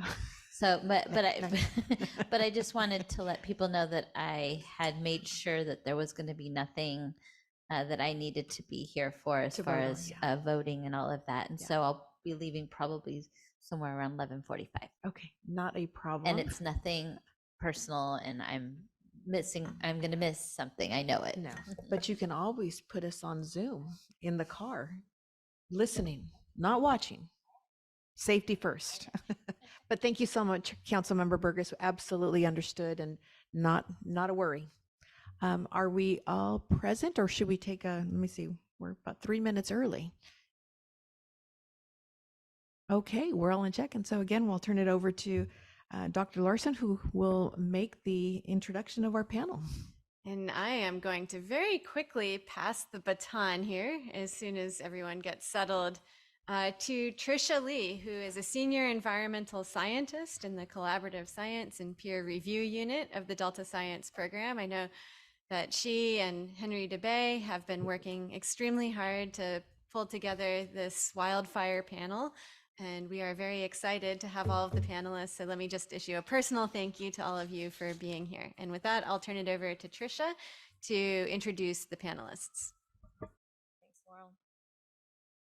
So, hi, good morning, Chair Medueno and council members. My name is Tricia Lee. For those of you I haven't met yet, I am a senior environmental scientist in the Delta Science Program, and I'm going to be facilitating the panel this morning. So can I have the next slide, please?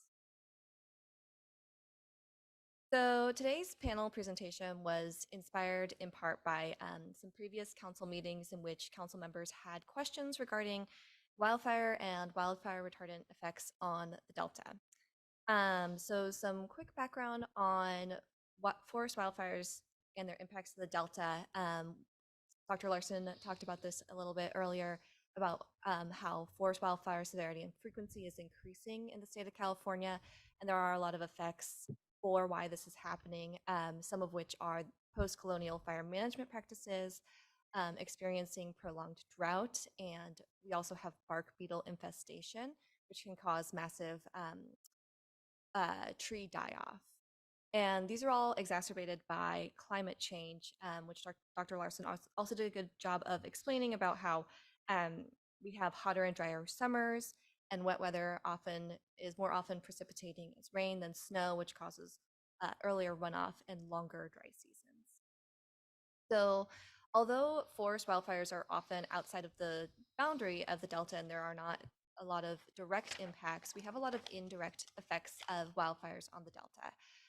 This is things like sediment and debris runoff, wildfire retardants on water quality, as well as poor air quality from smoke. Next slide. And so really the Delta Stewardship Council, we are in an information gathering stage of understanding how wildfires impact the Delta, which is why we have these panelists here today.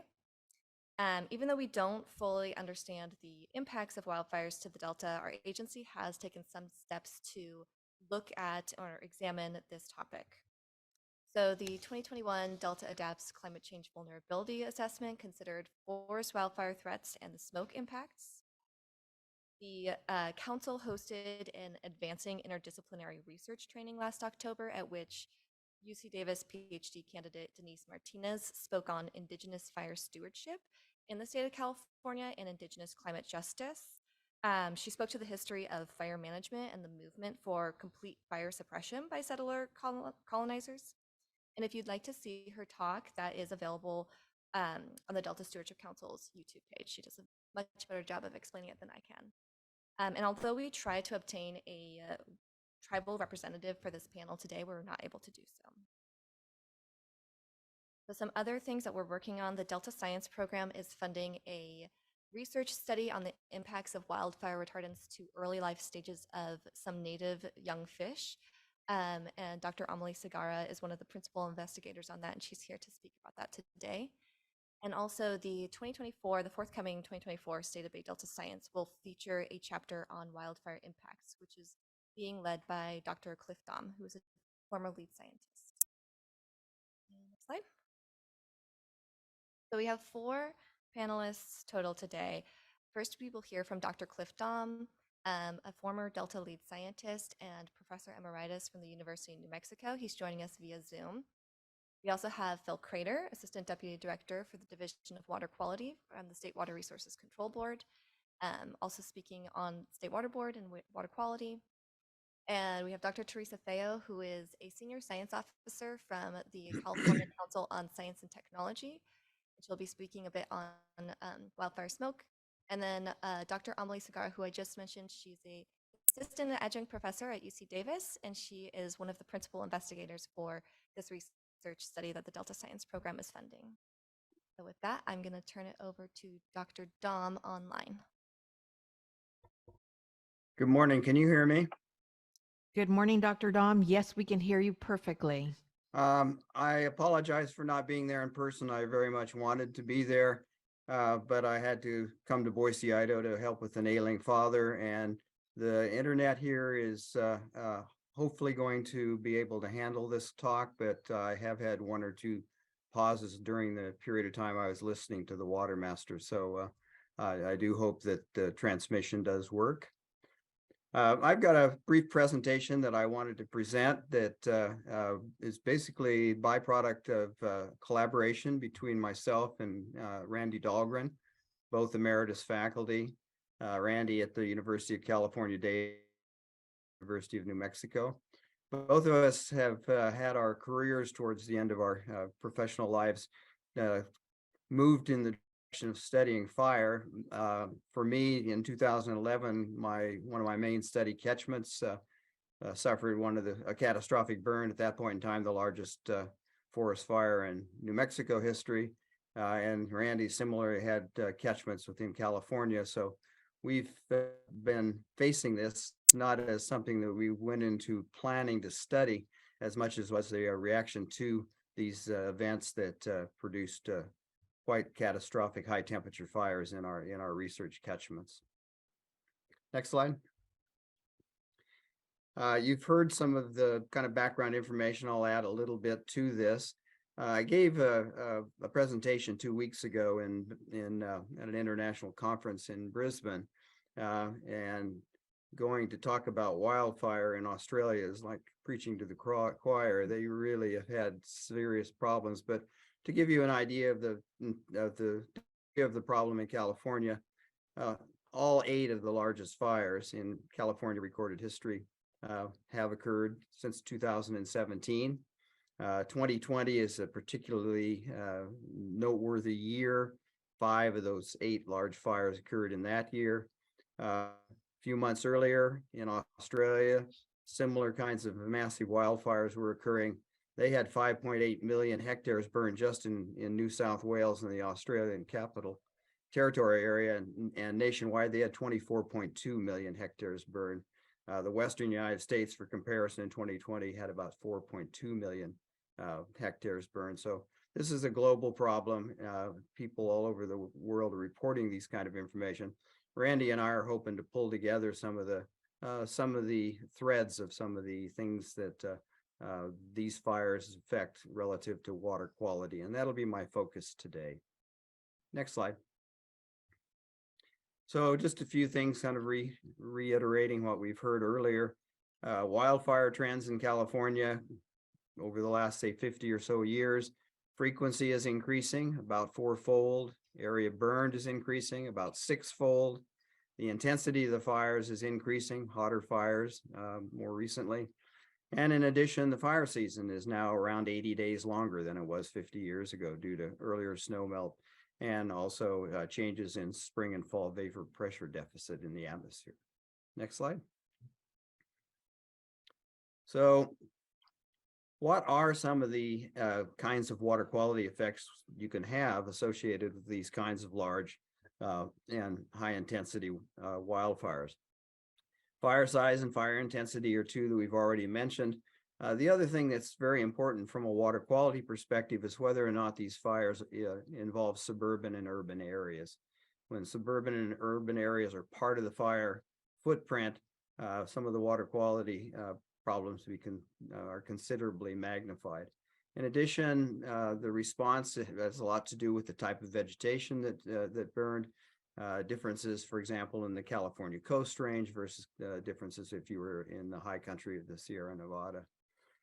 Some of the things that we'll be looking at in our review article is some of the things that also affect water quality post-fire. So the amount of precipitation, the timing of that precipitation, whether the precipitation is coming as snow versus rain, or some of the factors that appear to be important in determining what the water quality responses are.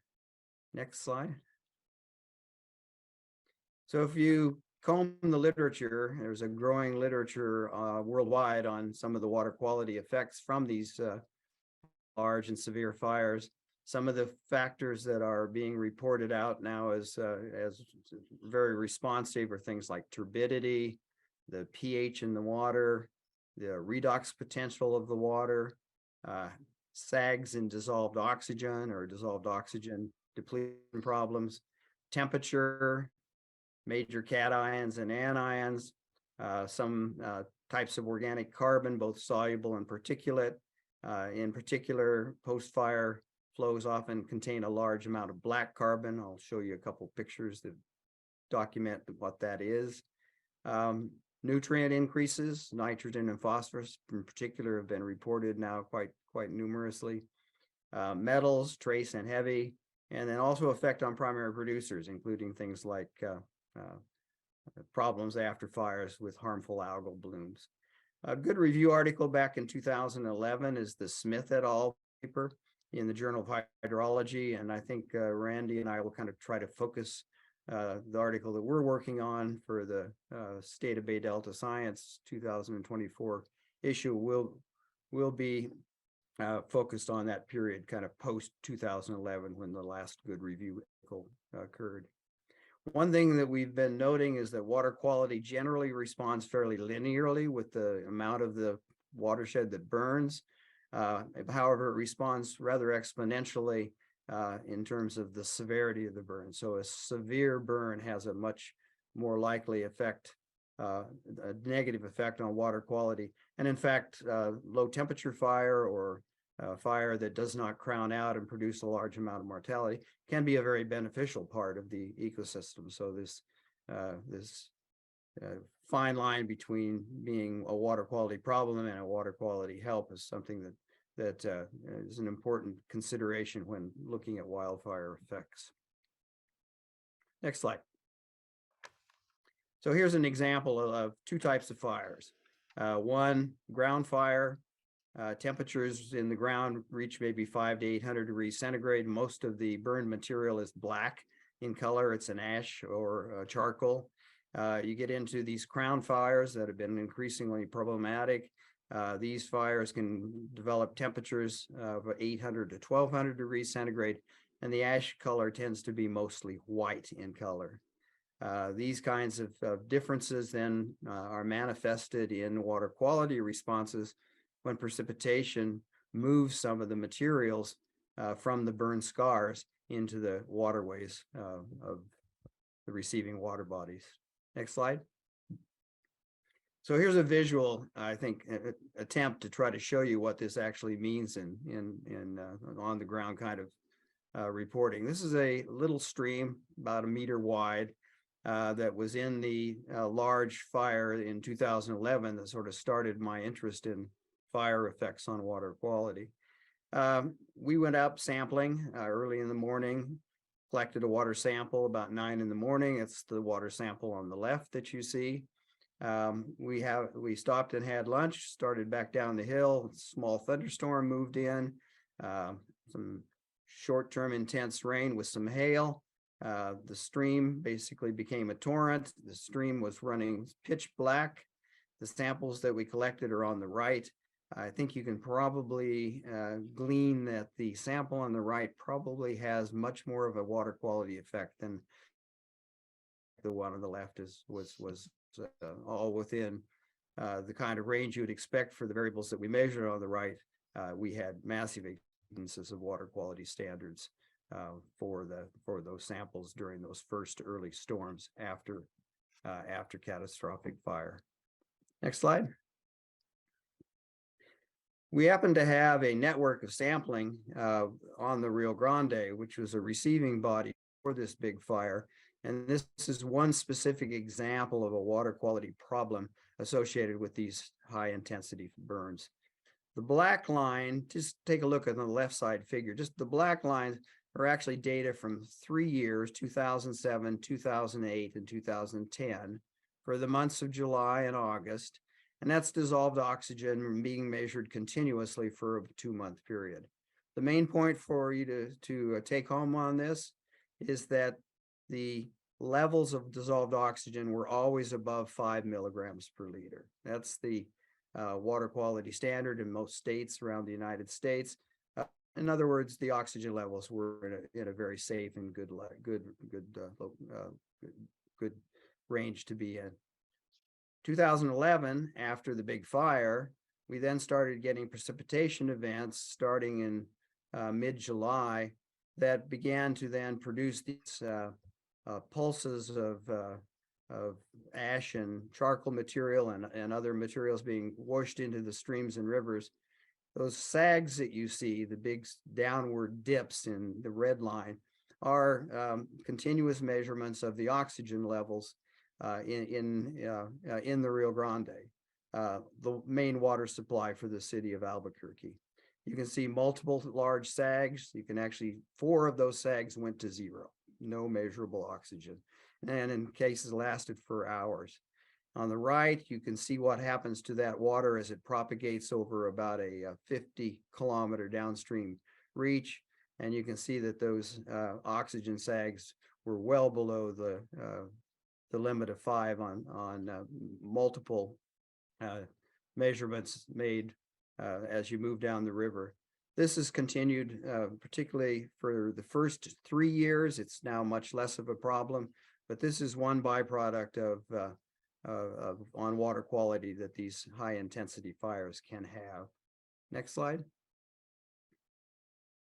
The other thing that needs to be considered when we think about the effects of wildfire on water quality is whether or not the wildfire incorporated urban and suburban areas. If they did, you're going to have a number of other potential contaminants in the water, in the waterways and in the shallow alluvial groundwater. Things like sediments, heavy metals, mercury, nutrients, various types of toxic organics, electronic and plastic pollutants, oil and grease, pesticides and pharmaceuticals.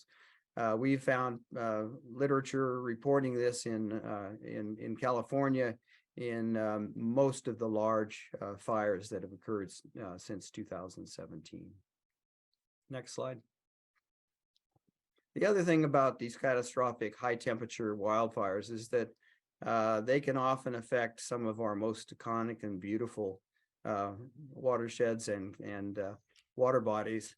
And for example, I think many of you will remember the Kings Canyon and Sequoia fire of 2021, which did some significant degradation of water quality there. Another catchment that has to be thought of is quite vulnerable at this point in time is the Tahoe Basin. The Tahoe Basin had a large catastrophic wildfire. Very likely that the resulting materials that were mobilized would have some effect on the fabled clarity of Lake Tahoe. Similar kinds of things exist throughout the Western United States, and certainly one of the things that we saw in the Valle Grande, where we had a large study, was the loss of the trout community in many of the streams that were affected. Just recently, there was a fire up in the Klamath River Basin in California, and they documented some of those similar kinds of oxygen sag problems that we saw, and had a massive fish kill that extended about 50 miles downstream. Next slide. So let me just sort of wind up with a few little comments, and this is a work in progress, but wildfires occur in arid and semi-arid wildlands. They can be beneficial. They should be beneficial, but currently global change and forest management practice has made that many of these fires often in a range that are producing significant water quality problems. Reducing the intensity and size of these wildfires is going to be the key moving forward to keeping water quality good. Forest ecosystems in California recover from wildfire, but it's becoming increasingly more difficult as the fires get hotter and bigger. And then forest management also can help reduce potential threats. And so I think we need to take a catchment-wide perspective, not just a water quality, but also look at forest management. And I know a lot of the agencies in California are considering how better to manage their wildlands to reduce these big fires. And then finally, one last thing, kind of a point that we've noted in going through the literature is that there's much less, I think, it's been studied and much less known about how reservoirs affect these big fires. About 80% of the water that comes into the Delta passes through reservoirs. Reservoirs seem to have a significant role in improving water quality and making the water quality that comes out of the reservoirs a better quality. But we really don't know that much about what goes on within the reservoir and how these different changes in water quality are affected by having a network of reservoirs. And I think we plan to recommend that a more focused study on reservoir effects from wildfire is called for. And I think with that, I'll turn it over to the next speaker, or I think we're going to have questions at the end. Is that correct? That is correct, Dr. Dom. Yes, thank you so much for your presentation and sending you positive thoughts for your ailing father. I know what that's like. So we will now move on to our next presenter, and I see that it is Phil Crater. Morning, council members. Can you hear me okay? Absolutely, perfectly. Thank you. Thanks for having me here today, and thank you, panel members. It's a pleasure to come speak to you. My name is Phil Crater. I'm Assistant Deputy Director at the State Water Board. And if we could move maybe to my first slide. Next slide. Today, I'm going to briefly move through a little bit of background about the water boards and what we do. I'm going to touch on climate because we couldn't have a discussion on wildfire without talking about climate. Briefly go over impacts to water quality because the presentations before me have done a pretty wonderful job addressing that. And I want to focus on how we're involved in planning for responding to and recovering from wildfire. So if we can move to the next slide, please. So being here today and listening to everybody, of course, gives me all these thoughts that I didn't really plan to speak to today. I had a brief presentation. I'm going to shorten some of it because it's been covered. I'm hoping I can get through all this in the time allotted, but I had a lot of thoughts that came to me. One of the things I share with Dr. Dom is I didn't start working on wildfire when I started working for the water boards. My background's in ag water quality, and I've spent years working on the Delta. Our work tends to follow issues, and I've now spent the last couple of years working almost full time on wildfire issues for the water boards. So this is really a critical issue in California. The water boards, we consist of 10 groups. We're a state water board and 9 regional water boards. Our regional water boards focus on water quality issues specific to their area.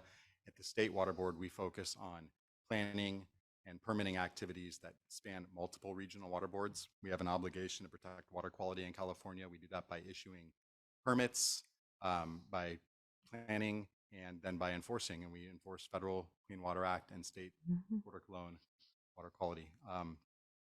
Specifically, we are responsible for, it says here, about 1.6 million acres of lakes, 1.3 million acres of bays and estuaries, over 200,000 miles of rivers and streams, and about 1,100 miles of coastline. So we've got a lot of important waters to protect. We can move to the next slide, please. So here we are on climate. Looking at this one, I kind of struggled how to order these because of the 4 bullets, 3 of them are really difficult for me to parse out what's first. It's a chicken and egg issue. So we know we've got more frequent and more intense wildfires in California. We've already heard about that this morning. I've got an infographic that I'm looking forward to showing. But our fires are hotter, they're moving more quickly, they cover more ground, they burn more thoroughly, they're happening more often. We can tie this to longer and more severe drought conditions in California. We're also seeing unprecedented winter storms and flooding.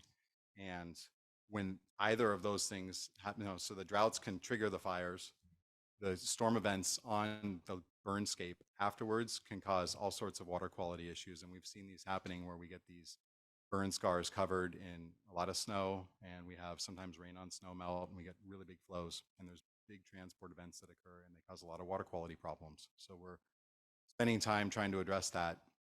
And what we're seeing here in the last bullet is every year we're having new records in California, whether it's the hottest day or the hottest week or the biggest rainfall events or the biggest wildfires. We're just seeing these things, and they're really creating a lot of challenges for us as a management agency. If I could move to the next slide, please. So this is restating what we've already heard this morning, this infographic, and I don't know, you all may be familiar with this, but I really like the way it tells a story here. It depicts the 20 largest wildfires in California in a pie chart, and the size of the pie corresponds to the number of acres that were burned in the particular fire. And we're moving chronologically, starting at noon back in 1932. And the first 3, I think, I can't read the small font, but I think the first 3, like grayish, cover the period from 1932 to 1999. So of our 20 largest fires, looks like there was 3 during that time period. Moving forward to about 5 o'clock, we've got a 20-year period that covers a number of fires. And then sadly, from then on, we've got 2020 and 2021 Amazing. covering all the rest of these fires. So, I mean, this is a really, to me, it's just a striking way to look at this as an undeniable crisis in California. And these are in my presentation, so you all have these to look at after. If we could move to the next slide, please. So how do these fires affect water quality? This has been covered a lot. I'm going to move fairly quickly through this, but I just want to touch on a couple of things that we consider when we're working on this. One is how large was the fire?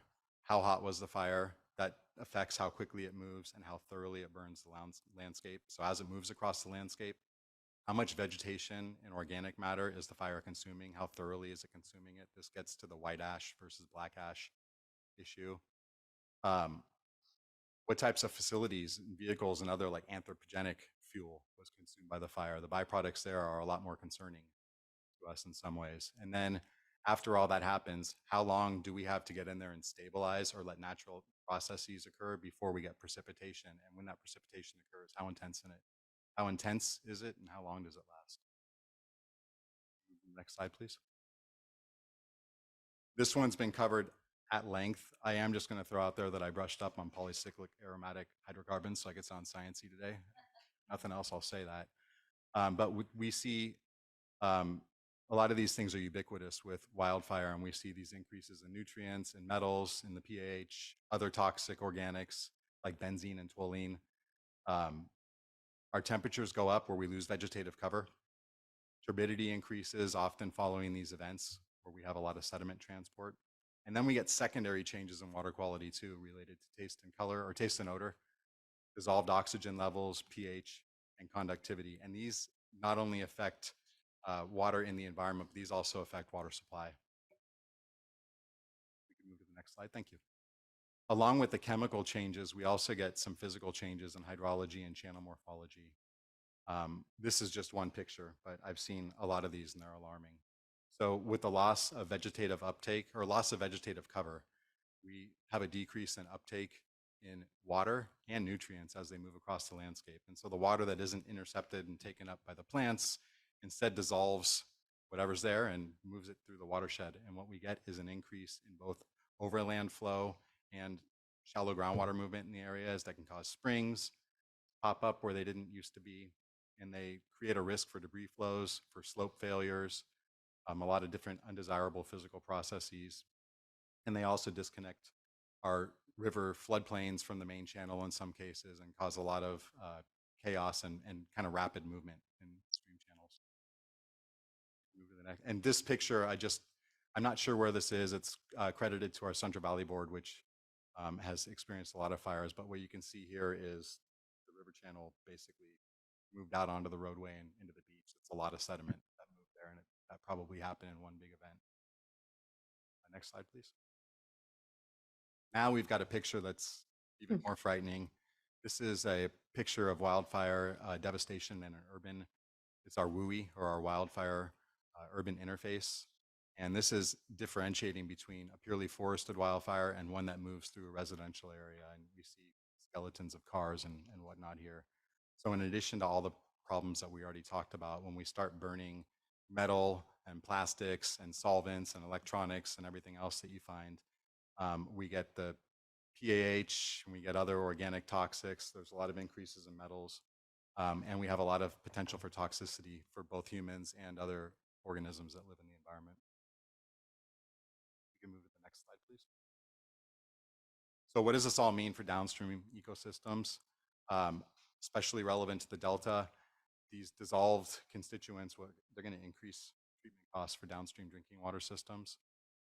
We're going to have changes in water quality due to the transport of these physical, the sediment, and then also the chemicals downstream and depositing downstream. And in many cases, the deposition can have impacts on the water body where it ends up for many years to come. We have debris transported from upper watersheds. So this isn't dissolved pollutants. This is like logs and trash and who knows what else moving from these upper watersheds, settling in reservoirs and downstream ecosystems. So as we have spring melt, there's a big management demand on the reservoir operators to deal with that. Overall, we have changes in hydrology in the upper watershed that can impact the lower watershed. And so with the amount of vegetative cover changing, we also have flashier runoff events. Things move more quickly, more water moves downstream. The precipitation is more effective precipitation. That impacts salmonid habitat. So these sediments that move down can bury spawning gravels.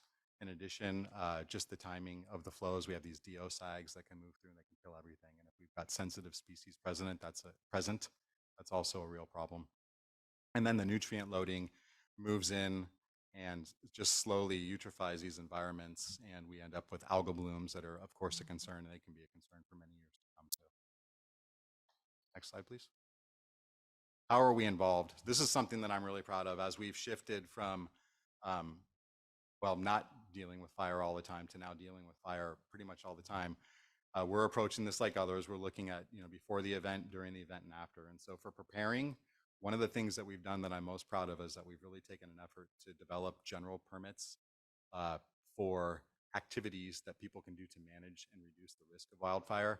And we've gone from permits that you might apply for individually, pay a fee, and spend quite some time getting a permit issued, to, in one case, we've worked with CAL FIRE and the Board of Forestry and Fire Protection to develop a permitting program that is automatically enrolling and free of charge for anybody that is in the covered area to go out and remove vegetation. So it's been a great way to remove bottlenecks, and we're pretty proud of that. We're also working closely with our electric utilities and Caltrans to do right-of-way clearing, and that's going to help harden infrastructure to reduce starts from electrical lines, and then also to reduce starts from automobiles along the road. And we're participating actively in the governor's wildfire and forest resilience task force. During the fire, we have an emergency management team that's actually out on the ground, helping with response, communication, coordination, helping to get BMPs in place during the fire to help protect water quality, and also getting a head start on the last part, which is our post-fire recovery. Post-fire, we get out, we work with emergency BMP deployments to protect, again, surface waters and vulnerable communities.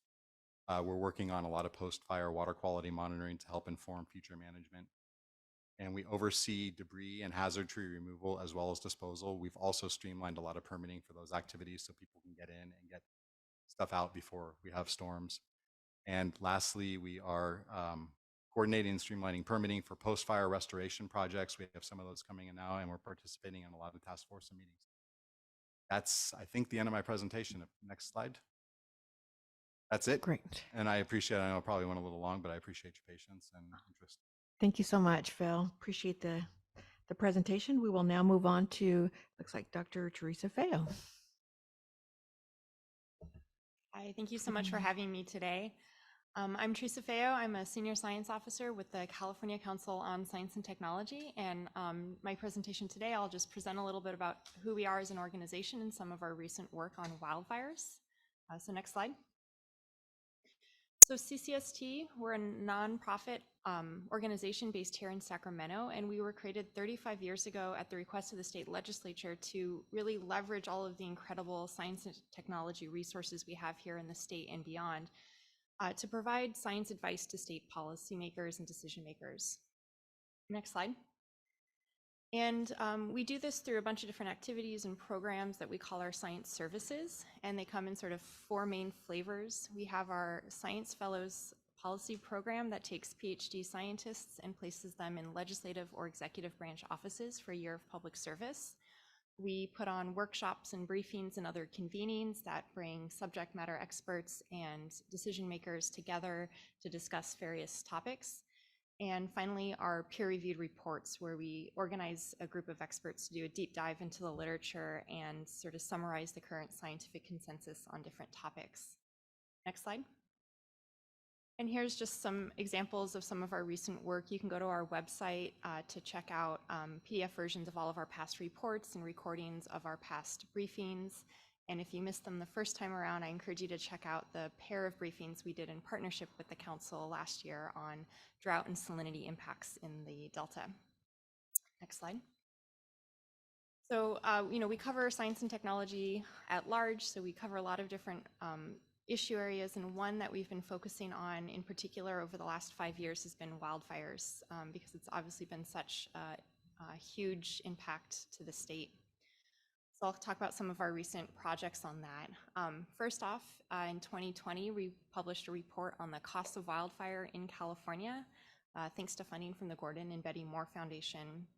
And this report took a look at the available science and research and data sets out there to put a number to what wildfires are costing the state of California. And so we went through all of the different ways that wildfires impact the state and asked, are there available cost estimates for those impacts?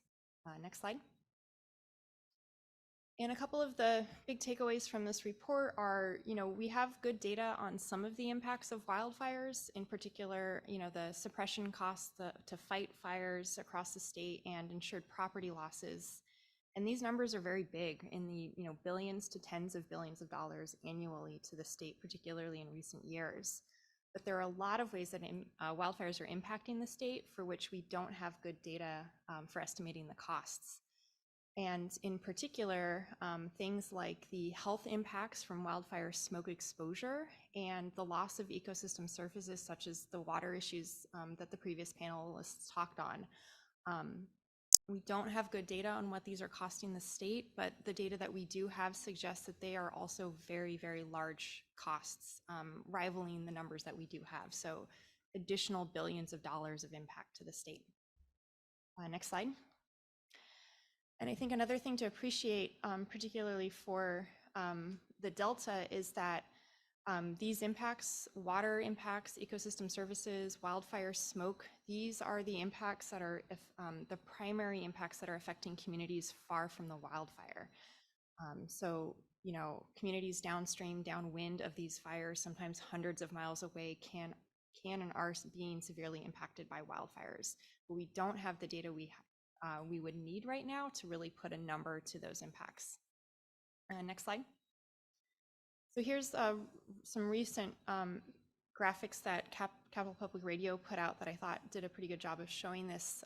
The two maps of California are showing the average number of days per year that a county was impacted by wildfire smoke just in the last decade. And you can see, you know, if we look at sort of the Delta region, it's gone from yellow to sort of purple. That is a doubling or tripling of the number of days of smoke that is impacting those regions and for most of the state, really.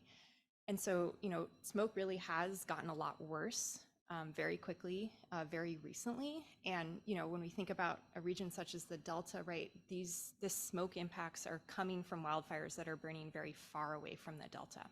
And so even though direct wildfire risk might be very low to regions such as the Delta, these impacts from wildfire smoke and these other impacts that can travel far, right, can be quite high.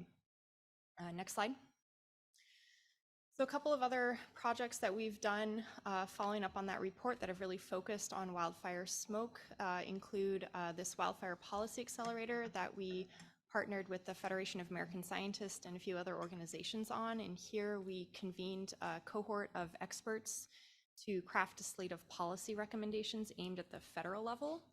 And you can go to the FAS website and check these out, but there is quite a number there concerned about wildfire smoke. How can we do better tracking? How can we better prepare communities to deal with this wildfire smoke issues? Next slide.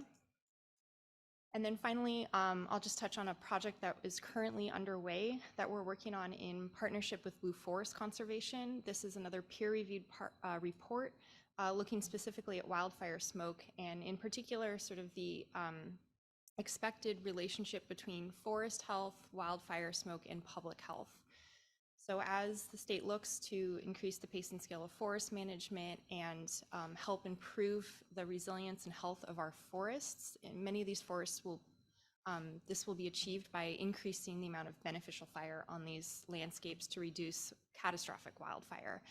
And so this report looks at sort of the available evidence of what those potential smoke trade-offs could be, right? If we improve forest health, increase beneficial fire, you know, will we see sort of a net increase, net reduction in wildfire smoke? Could making forest healthier actually result in a public health benefit?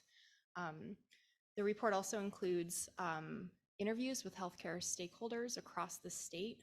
We talked with public health departments, health providers, and health insurers to better understand how wildfire smoke, you know, in communities both near and far from wildfires have been impacted by smoke, and sort of what their information and data needs are around this issue. The report is just got back from peer review. And so we're expecting to be able to publish that in the fall of 2023. And so happy to follow up when that's out with the results that we found there. Next slide. So thank you very much. Again, CCST is here to be of service to the state and the council. If you want to talk more about wildfire smoke or any other sort of science and technology issues or ways that we could help you do your work better, please don't hesitate to reach out to me or our Deputy Director, Sarah Brady. Thank you. Thank you, Dr. Feo. And we'll now move on to Dr. Emily Segarra. Hi, can you hear me? So thank you everyone for having me today, and thank you, Tricia, for your introduction.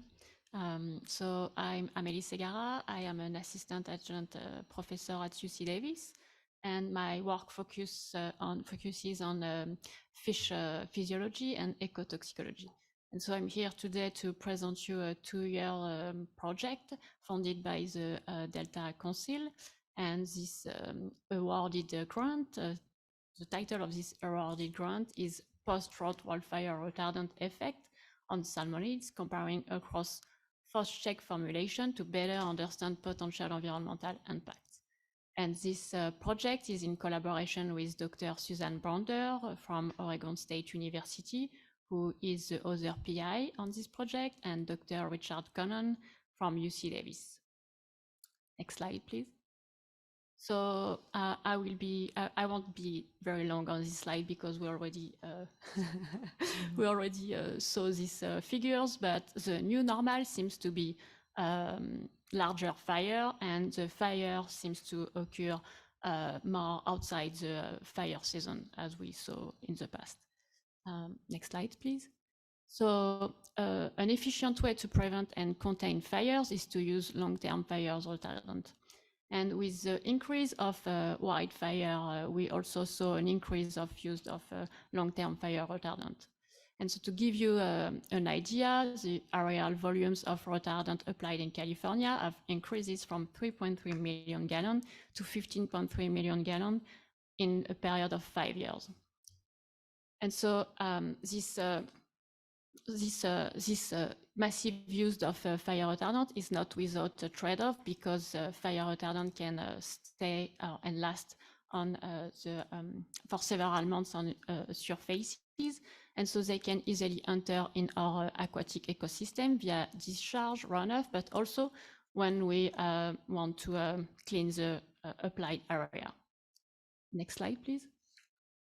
So in addition to that, the other risk of having fire retardant entering in our aquatic system increase with the fire location. So for example, if a fire occurs around a lake or a river, it makes sense that to have more fire retardant entering accidentally in our aquatic systems.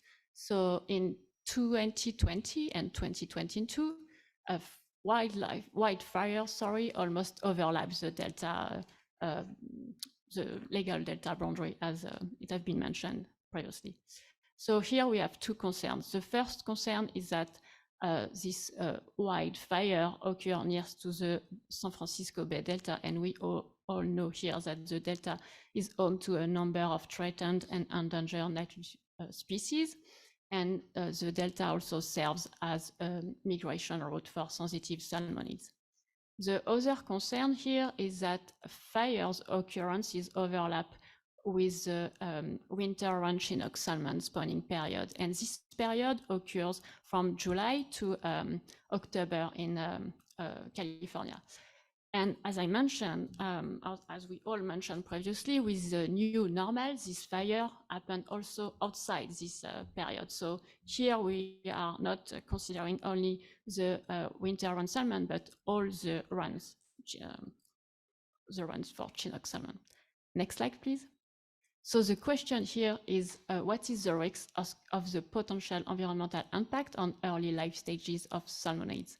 And we choose to work on early life stages because, as I mentioned, that occurs during the fire period, and also because we know that early life stages are the most susceptible life stages.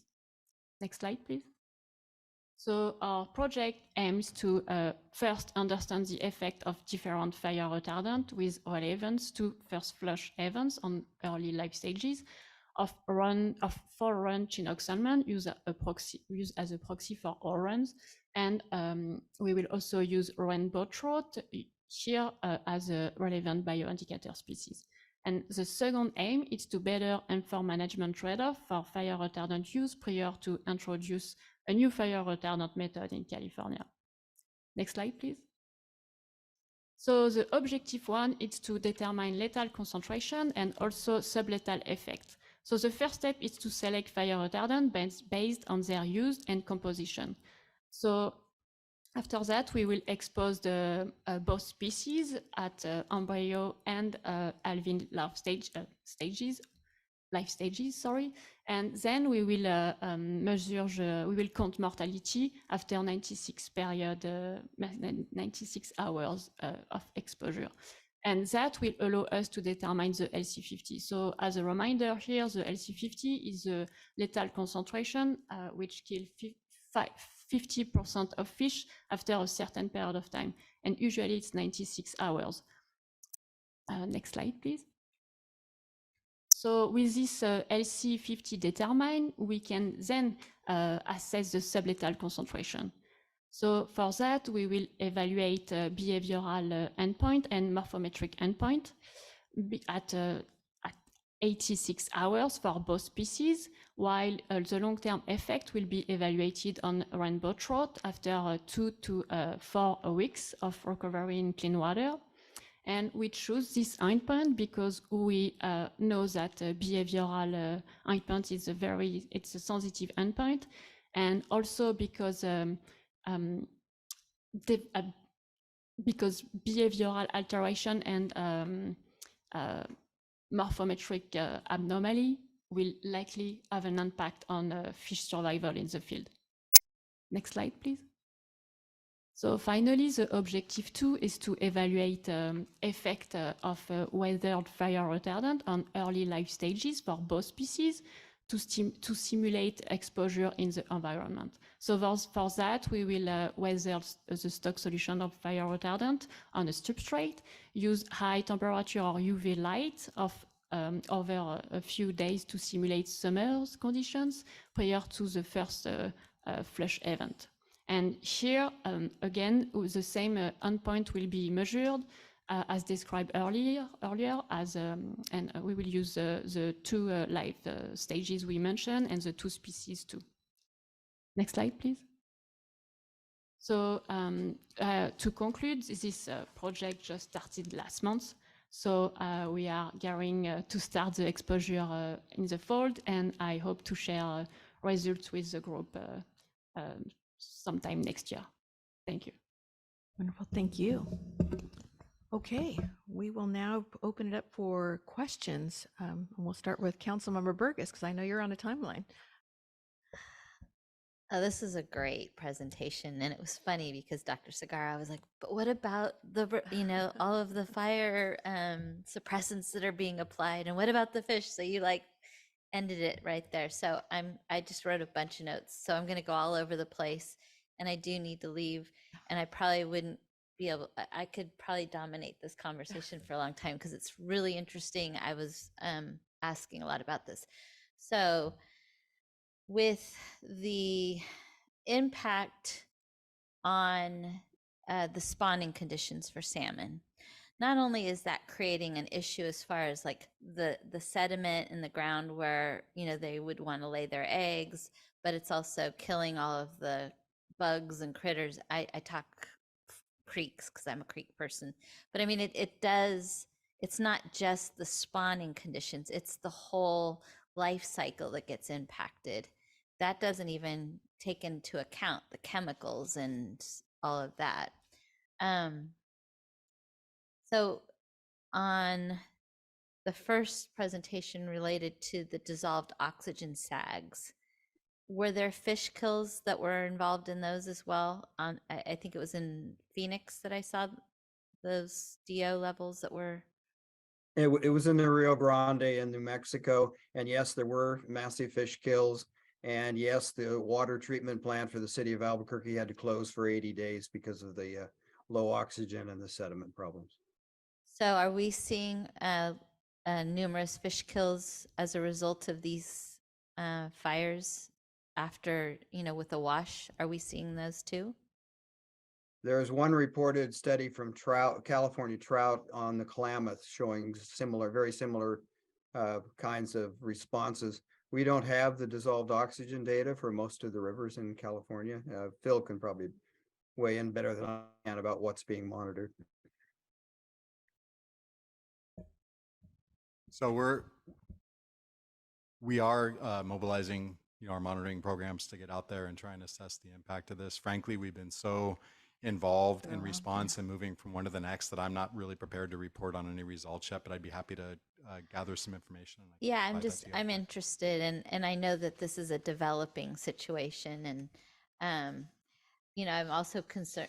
Just the question came up. We were talking about the impact to the reservoirs. Are we watching the soils and the sediment? And we most likely have kind of a background level for those, and are we going to see over the period of time as it kind of compounds the changes to those So I can speak to that a little bit. In Okay. California, we've for a number of years have been investing in monitoring and assessing the condition of California's water bodies, both Right. representative impacted water bodies and also some more pristine water bodies to get a sense of the change through time. So that gives us a nice background for some of these areas that have since been burned. And we are working through our grant programs and working with local agencies to get out and sponsor some programs to do studies out there and see what's the impact. And so Is that like the bentho-macro-invertebrate sampling? Or that's is- one of the okay. that's one of the activities, sure. Okay. Yeah. And Yeah. so we are we're currently funding a number of activities. We're talking with different watershed groups and setting up some studies out there. So we will actually have, in addition to just our routine monitoring and reporting, some focused studies that are evaluating the impact of fire on the landscape. And they're all publicly funded grant projects. So we'll be providing reports on those. Okay. And then over the last couple of years, but I didn't really hear it talked about today, was the impact of like the bark beetles and a lot of the trees dying in California, and how the droughts are actually creating more issues with the bark beetles. And then we've also seen with these, large snowstorms creating more issues for the trees, killing them because of the amount of water. So it's just interesting to kind of see how water, fire, one causes other issues and all of that. And then just, one of the other costs that has come up is the impact on housing. We're seeing insurance companies leave, and we could see housing issues as it relates, because people are not going to be able to necessarily build or whatever, and all that. And then the last part of it that I wrote in my notes is wildfire smoke is probably even been more elevated this year, as we're seeing it really affect the East Coast. So it'll be interesting to see how much more energy goes into, studying the smoke. But really interesting. Thank you very much. Thank you, Councilmember Burgess. I'm looking to see if there's any other questions from council members and perhaps those that are online. If not, I actually have a couple of questions myself. And first and foremost, I just want to thank you, Dr. Dom, as well, to those of you who are present. Thank you for your service. Thank you for your dedication. There's been a lot of questions circling this council, again, with regard to fires, wildfires, and its impact on the Delta. And being out on the Delta last week, the issue of turbidity was front and center.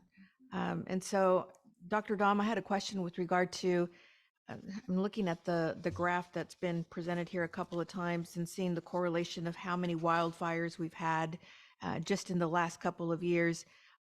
Is there a correlation, again, on the increased amount of turbidity in the last, I don't know, 4 years? And that obviously I didn't have this graph before I went out to the Delta last week. So Maria will have this when we go out on our next trip. But is there a correlation on the increased amount of turbidity out in the Delta as we're seeing here with this report of how many wildfires we've had in the last, really in the last 3 years? I'm sorry, I had a freeze on my screen, so I didn't catch the last part of your question. Absolutely. Just I wanted to see if you have seen or if part of what you have been studying is the increased amount of turbidity in the Delta as a result of the wildfires, the increased amount of wildfires we've had in just the last 3 years. Dr. Dom? Oh.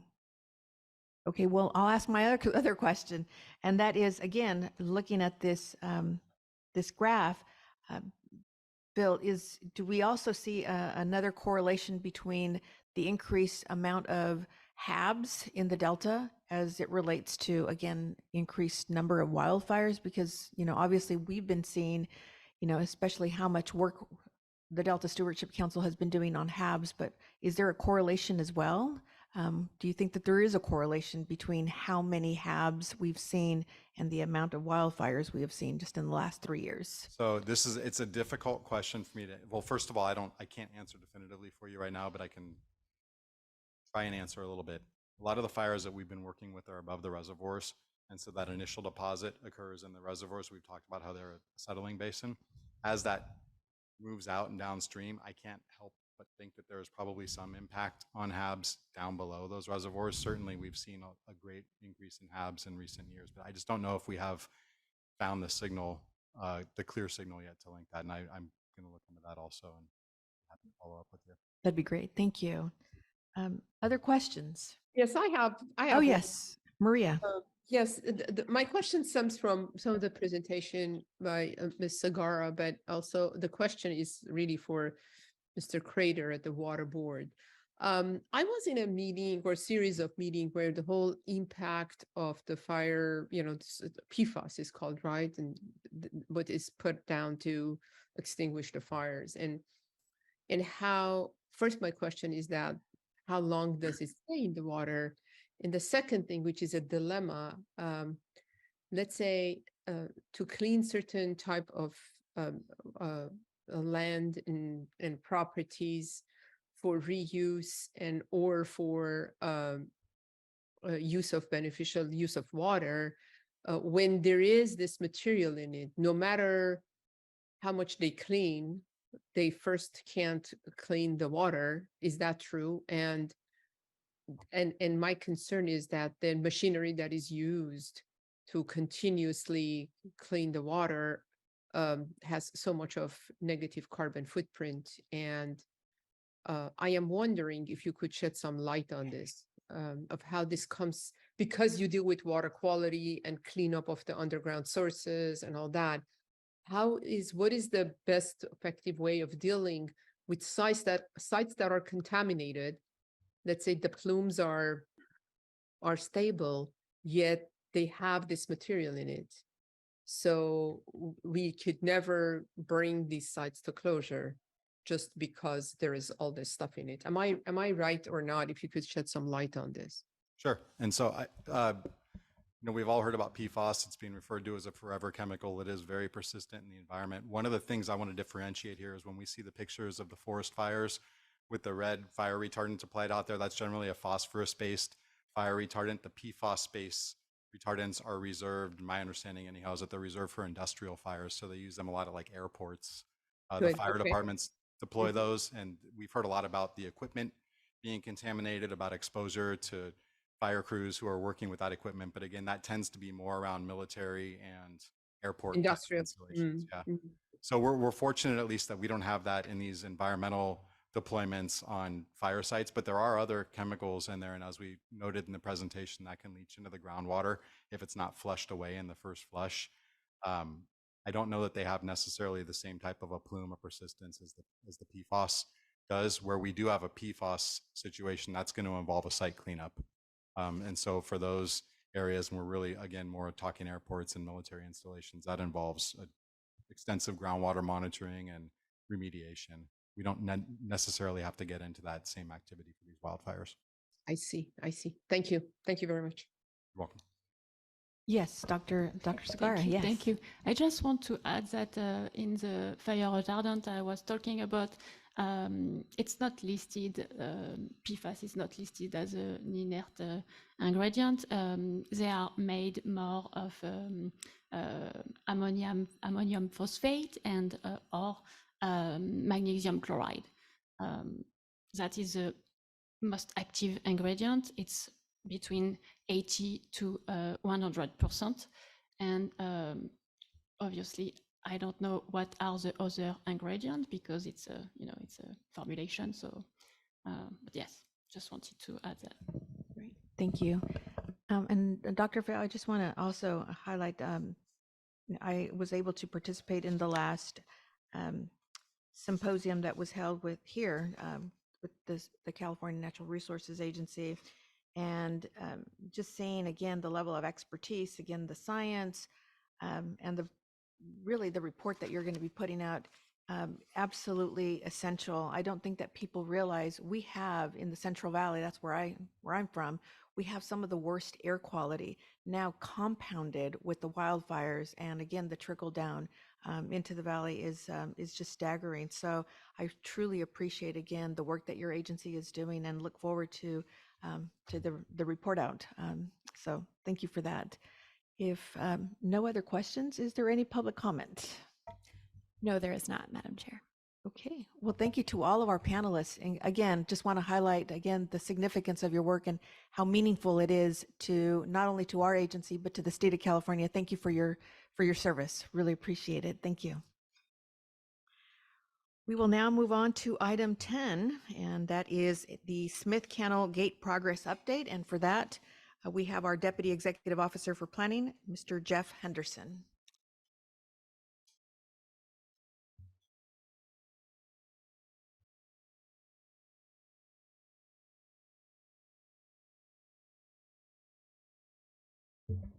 Good morning. Thank you, Chair Medueno. By way of background, in 2018, the San Joaquin Flood Control Agency, or the San Joaquin Area Flood Control Agency, or SJAFCA, submitted a certification of consistency with the Delta Plan to the Council for the Smith Canal Gate project, which is a fixed wall and gate structure located at the mouth of Smith Canal and Atherton Cove along the San Joaquin River in Stockton. The purpose of that project is to provide enhanced flood protection for a large portion of Stockton. SJAFCA's certification to the council was appealed by the Atherton Cove Property Owners Association. The appeal contended that SJAFCA failed to demonstrate substantial evidence within the record to support consistency with aspects of 4 Delta Plan policies that are applicable to the project. Council held a hearing on the appeal in January 2019 and made its determination concerning that appeal in March 2019. And in that determination, the council found that one appealed policy did not apply to the project, and that the remaining 3 appealed policies, on those policies, the council found that the appellant failed to show there was not substantial evidence in the records to support the certification of consistency. Based on these findings, the council denied the appeal, which allowed the project to proceed. Since that time, SJAFCA has been working toward completing the project. And we're joined today by Chris Elias, SJAFCA's Executive Director, and Chris Newdeck, a principal with KSN Incorporated, who will provide the council with an update on the current status of the project, and there'll be an opportunity for council questions and public comments following the presentation. So welcome, Chris and Chris. Thank you. Good morning, Chair Marjorio and members of the council. Chris Elias is my name. I'm the Executive Director of the San Joaquin Area Flood Control Agency. I'm really pleased to be here this morning, and really want to thank you for the opportunity to provide you an update since we last appeared before your council. We are very, very excited about the project itself, and it's one of its kind on the West Coast. We are very proud to be the home of that very innovative project. But ultimately, the goal of the project is to protect the residents of Stockton, and mostly disadvantaged community that are currently self-taxing themselves to fund the development of this project, along obviously in partnership with the state of California, who is our co-funder for this project. So this is a great opportunity to share with you the progress that's been made since then, and we are seeing the light at the end of the tunnel. So we're looking to get the project completed this year. So to give you the facts of the evolution of this project, to my right is Mr. Christopher Newdeck, who is with Justin Sinek and Newdeck is our construction manager. So we are here and they are ready to answer any questions you may have, but the opportunity to get an update as to how things are proceeding with the project. Thank you. Thank you. Good morning, and thank you for the opportunity to present before you today, and Chairman Dueno and the council. Once again, I am serving as the construction manager. Kelson Sinek and Newdeck is a general civil engineering firm that works substantially within the Delta region and has been for the last 6 or so decades. The project slide at the beginning here is an overview of the gate structure itself. But I'm going to walk you through some details. It's not going to be as high level as our PhD presentation before this. It's going to be a little bit more steel and concrete, but hopefully I'll keep your interest through this brief presentation. If we go to the next slide. This gives you a quick project background of what Jeff kind of gave a little bit of background on as to how we got to where we were. Smith Canal is a backwater slough. It was constructed back in the 50s. It was there for reasons that I won't go into detail, but currently is not an accredited levee system. SJAFCA, together with the local reclamation district 1614 and 828 and surrounding areas, was able to negotiate with the Federal Emergency Management Agency, FEMA, this protocol, which is to build a gate to protect an area that currently doesn't have accredited levees and gain reaccreditation. So that's the effort that we're undertaking. You can see there's both non-project and project systems, accredited and non-accredited systems in this region. Go to the next slide. The other portion of this is that we're part of the Lower San Joaquin River Project. This is a federal project that is being implemented within San Joaquin County. SJAFCA just recently was successful in passing an assessment, very substantial assessment, 96,000 properties, to bring forward their local share of a $1.2 billion flood control project. We're kind of nicknaming it called the Western Belt to protect the city of Stockton from floods from the Delta. And we're in the middle of that, and probably the foremost project to be underway, being currently funded by the local district as well as the state. Next slide, please. So this gives you kind of an overview perspective. There's a number of components to this project. It's a little bit detailed. I'll just kind of tell you from the start, there was an old spit of ground, which was called Dad's Point. This is an area that was part of an original river system. This area was straightened out as part of the Deepwater Ship Channel to downtown Stockton.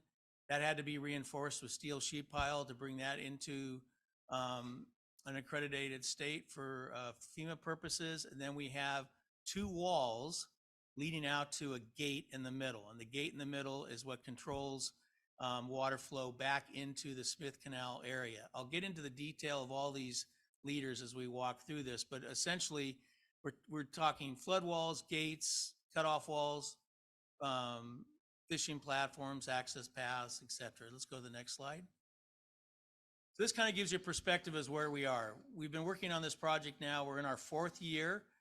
Major completion to date. Doesn't look like a lot. It's a cutoff wall, fishing platforms.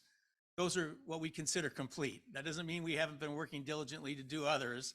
The major work that we've been underway with has been the in-water work, which is a cellular flood wall, which is the wall leading out to the gate, and the miter gate itself. Let's go to the next slide. So this gives you kind of an aerial perspective, and it's a little bit confusing, but first of all, here's the dates. So in 2021, actually in 2020, we started the gate itself. We built a cofferdam where the gate would go. That was the first year. Then we started building the south cellular wall in 2021. We worked on that through 2022 and commenced the north wall. Some complications. You see that piece in 2021, that is the level of the wall as per design. 2022, not as successful getting that wall down to that level. These are flat steel sheet piles. It's like trying to drive a noodle in a concrete sidewalk. It is not an easy exercise. They're 70 plus feet long. When you put them up in the air, they truly look like a noodle, and you slide them into one another. They're interlocked, and then you start vibrating them. If you lived in the region, you probably would dislike my firm and Mr. Elias very much so, because the vibration noise is a harmonic noise, and then when they stop going down by vibration, we start hitting them with a very large hammer, and we can hit up to 5,000 times a day that hammer. So it does create some social behavioral issues with regards to the pounding of sheet pile. But nevertheless, this gives you a perspective as where we are starting this year. So let's go to the next slide. And this gives you a perspective of what we have for the foundation of the gate structure itself. These are 36-inch diameter steel pipe piles. They're driven 90 feet into the ground, and they're 9 feet on center. So there's a huge structure just holding up the gate itself. That was in season 1, the summer of 2020. Next slide. Here's what happened after we got that started. We started on the south wall, and you'll see that same elevational difference as the wall goes in. You have to stagger the sheets. You can only drive one sheet separate and apart from the other, about a 3-foot offset, because they need the supporting lateral support as you drive them down. As you look to the right of the picture, you see the term pin piles for template. There's actually a template that is raised in over the top of those. Did you wrap the sheets around them to kind of create the shape of these cellular segments that create the wall? Go to the next slide. So here it is. This is summer, fall of 2021.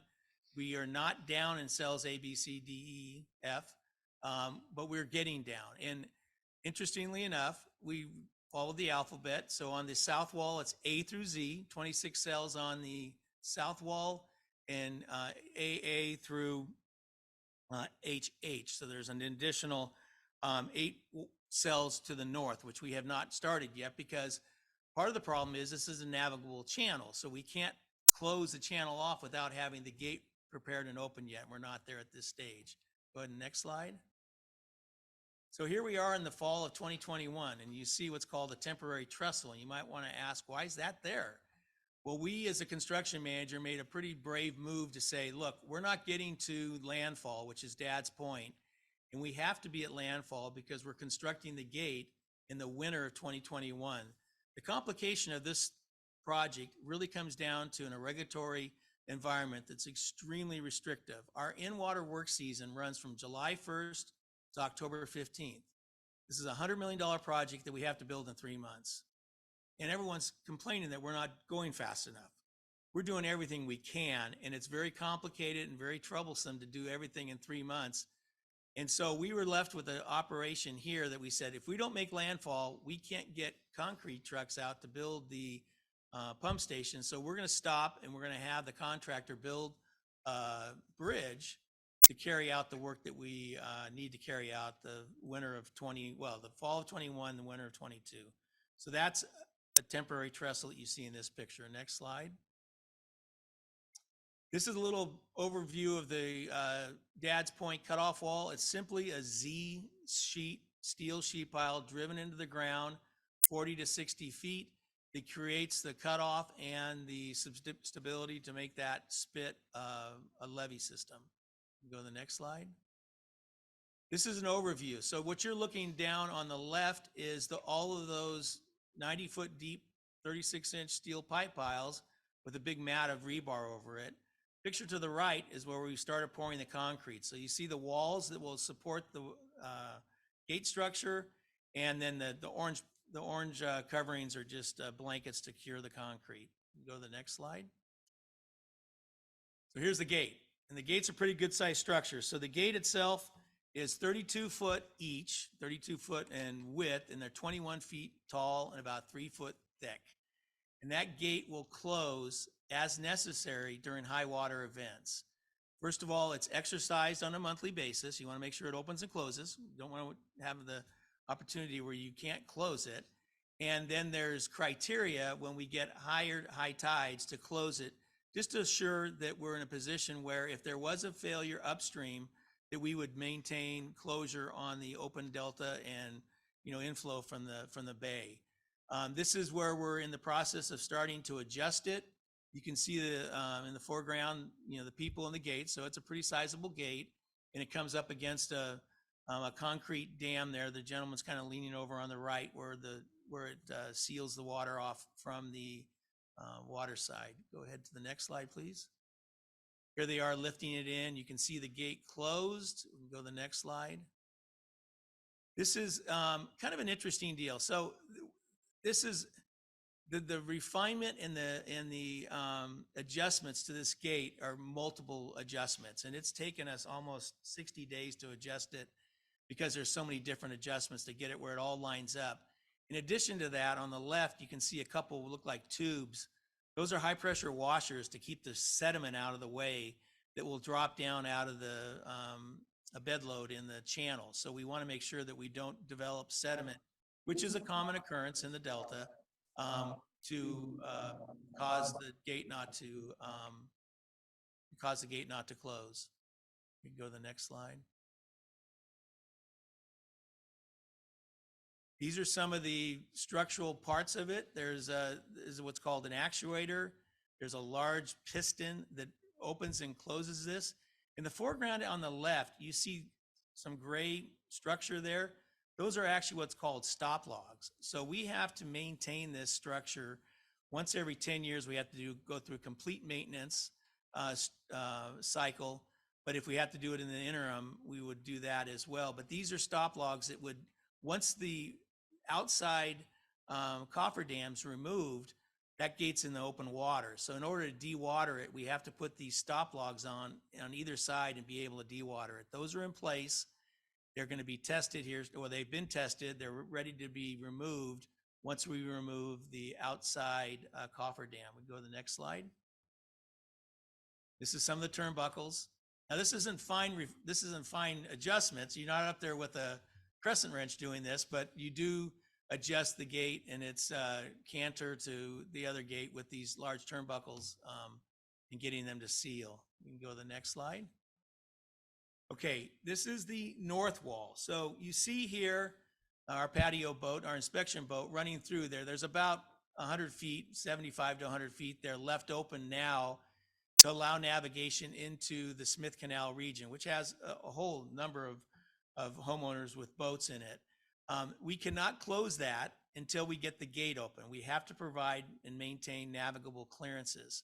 Now, ultimately, once this project is complete, there will be occasions where the gate's closed, but it's only going to be closed for 4 hours at a time, because what happens is you close it on a high tide, you open it on a low tide, because any water that's captured behind it, you want to evacuate that water as well. So it won't be such that it's closed for an extended period of time, but typically the closures will occur in the winter period. So not a lot of boating activity, fishermen and so forth. There is a public boat ramp to the right of this photo that will be used, that we have to take into account.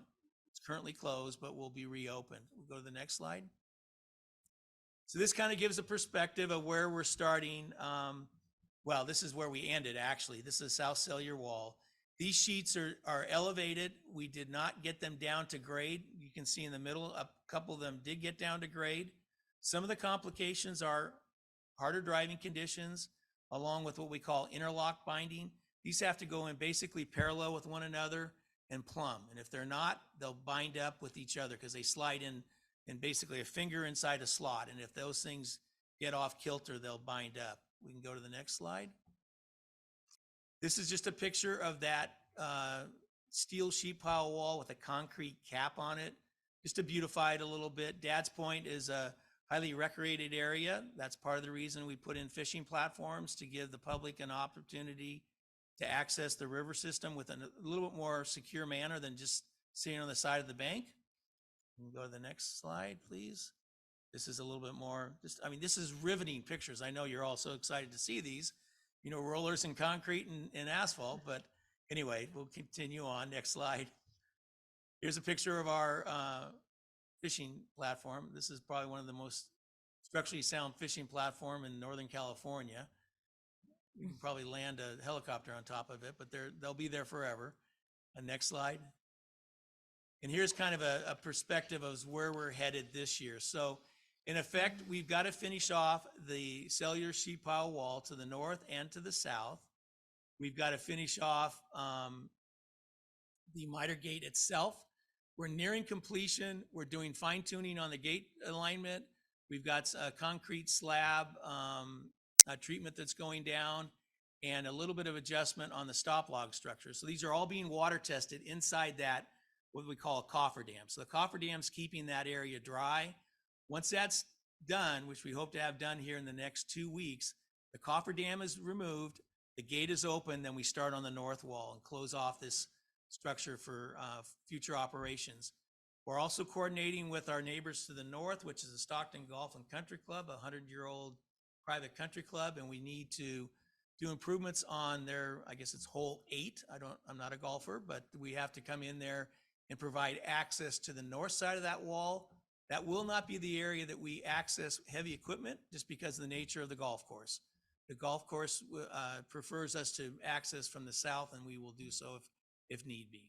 Most likely, The stop logs and things of that nature are going to require marine access. They're very, very heavy. So you're talking about 150, 200-ton crane. And bringing that by land is problematic. It's easier to bring it in on a crane barge and lift those in and out by a crane barge on water. You also see there's a line of little blue dots. Those are dolphin piles. Dolphin piles are to minimize impact from a ship going by and making a wrong turn. And it sounds a little bit odd. I've been in this business for over 41 years. And when I started back in the early 80s, we had a ship almost go completely through Venice Island. They made a hard right turn right through the middle of the levee. They do tend to get either by, fog or some misalignment. So in order to protect that structure, we're putting in large pipe piles there to try and fend them off, kind of like a guardrail would be on a road system. Okay, let's go to the next slide. We're getting close to wrapping things up. So this is our season 4. We're starting that very soon. We're actually out there prepping for this work right now. We're going to complete the driving of the south wall that you see that is still high and not down to grade. We're going to repair cells A and B. The first 2 cells, they're a little bit experimental. We had some issues in getting them to depth, and we're going to be doing some work on modifying the soil within those 2 cells in order to get the strengths necessary to achieve the design conditions. We're going to remove the coffer dam and open the miter gate. We're going to finish the cells to the north.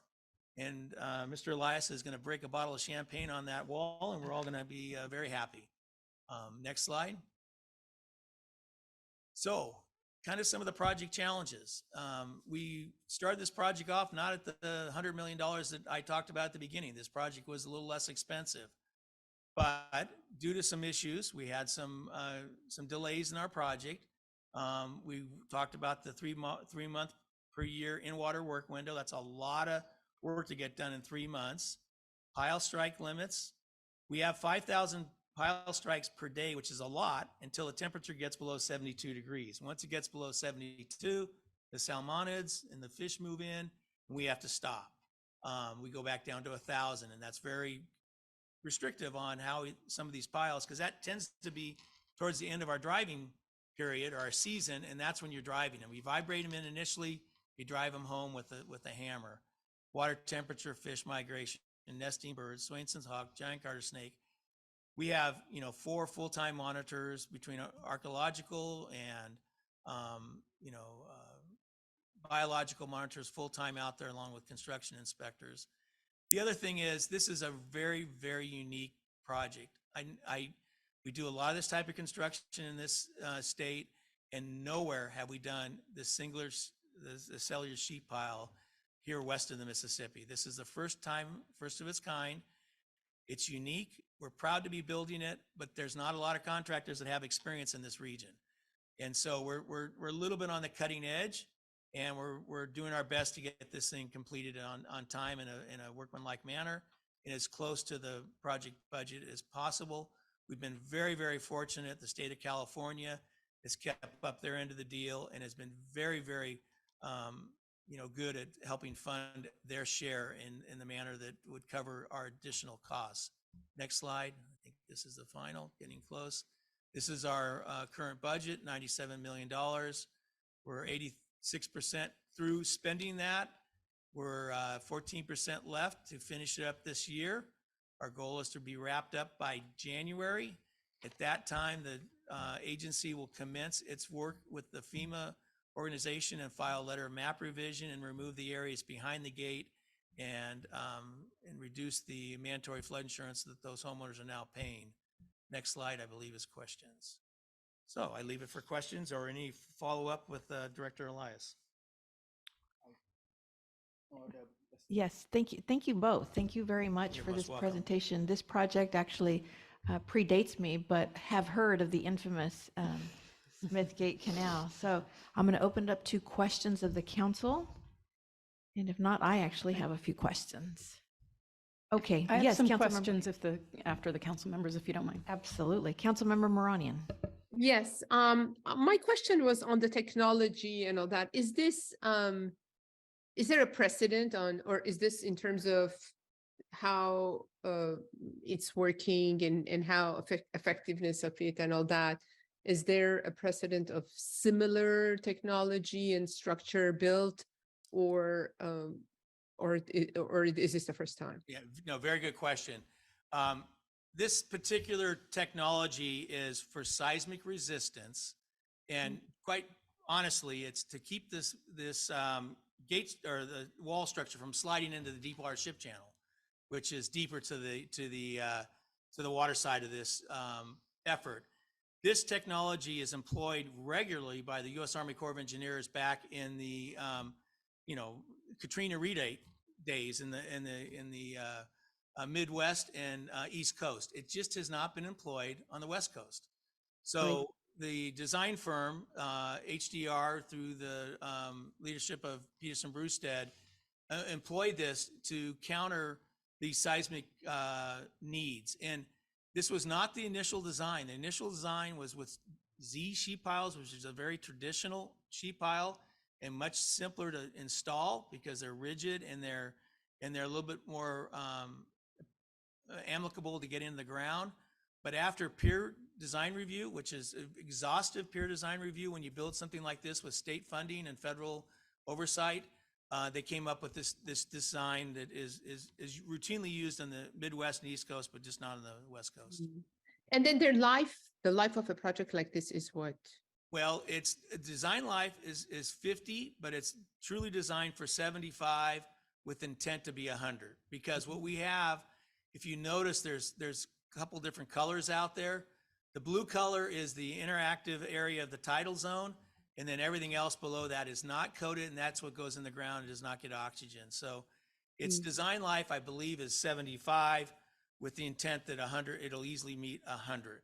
But even at that stage, there is means and methods to extend the life of these steel type structures. And two more questions. And the calculations are done for 100-year storms and all that. This actually is designed, just to give you a quick perspective, the top elevation of this is at elevation 15. The 200-year floodplain is at elevation 9.6. Wow. So that gives you about 5.5 feet of freeboard. That's more than adequate for the regional authority, that being SJAFCA and regional experts, myself. The Corps of Engineers is a little bit more conservative. And when they look at it, they have a little different hydrology and hydraulics that they evaluate.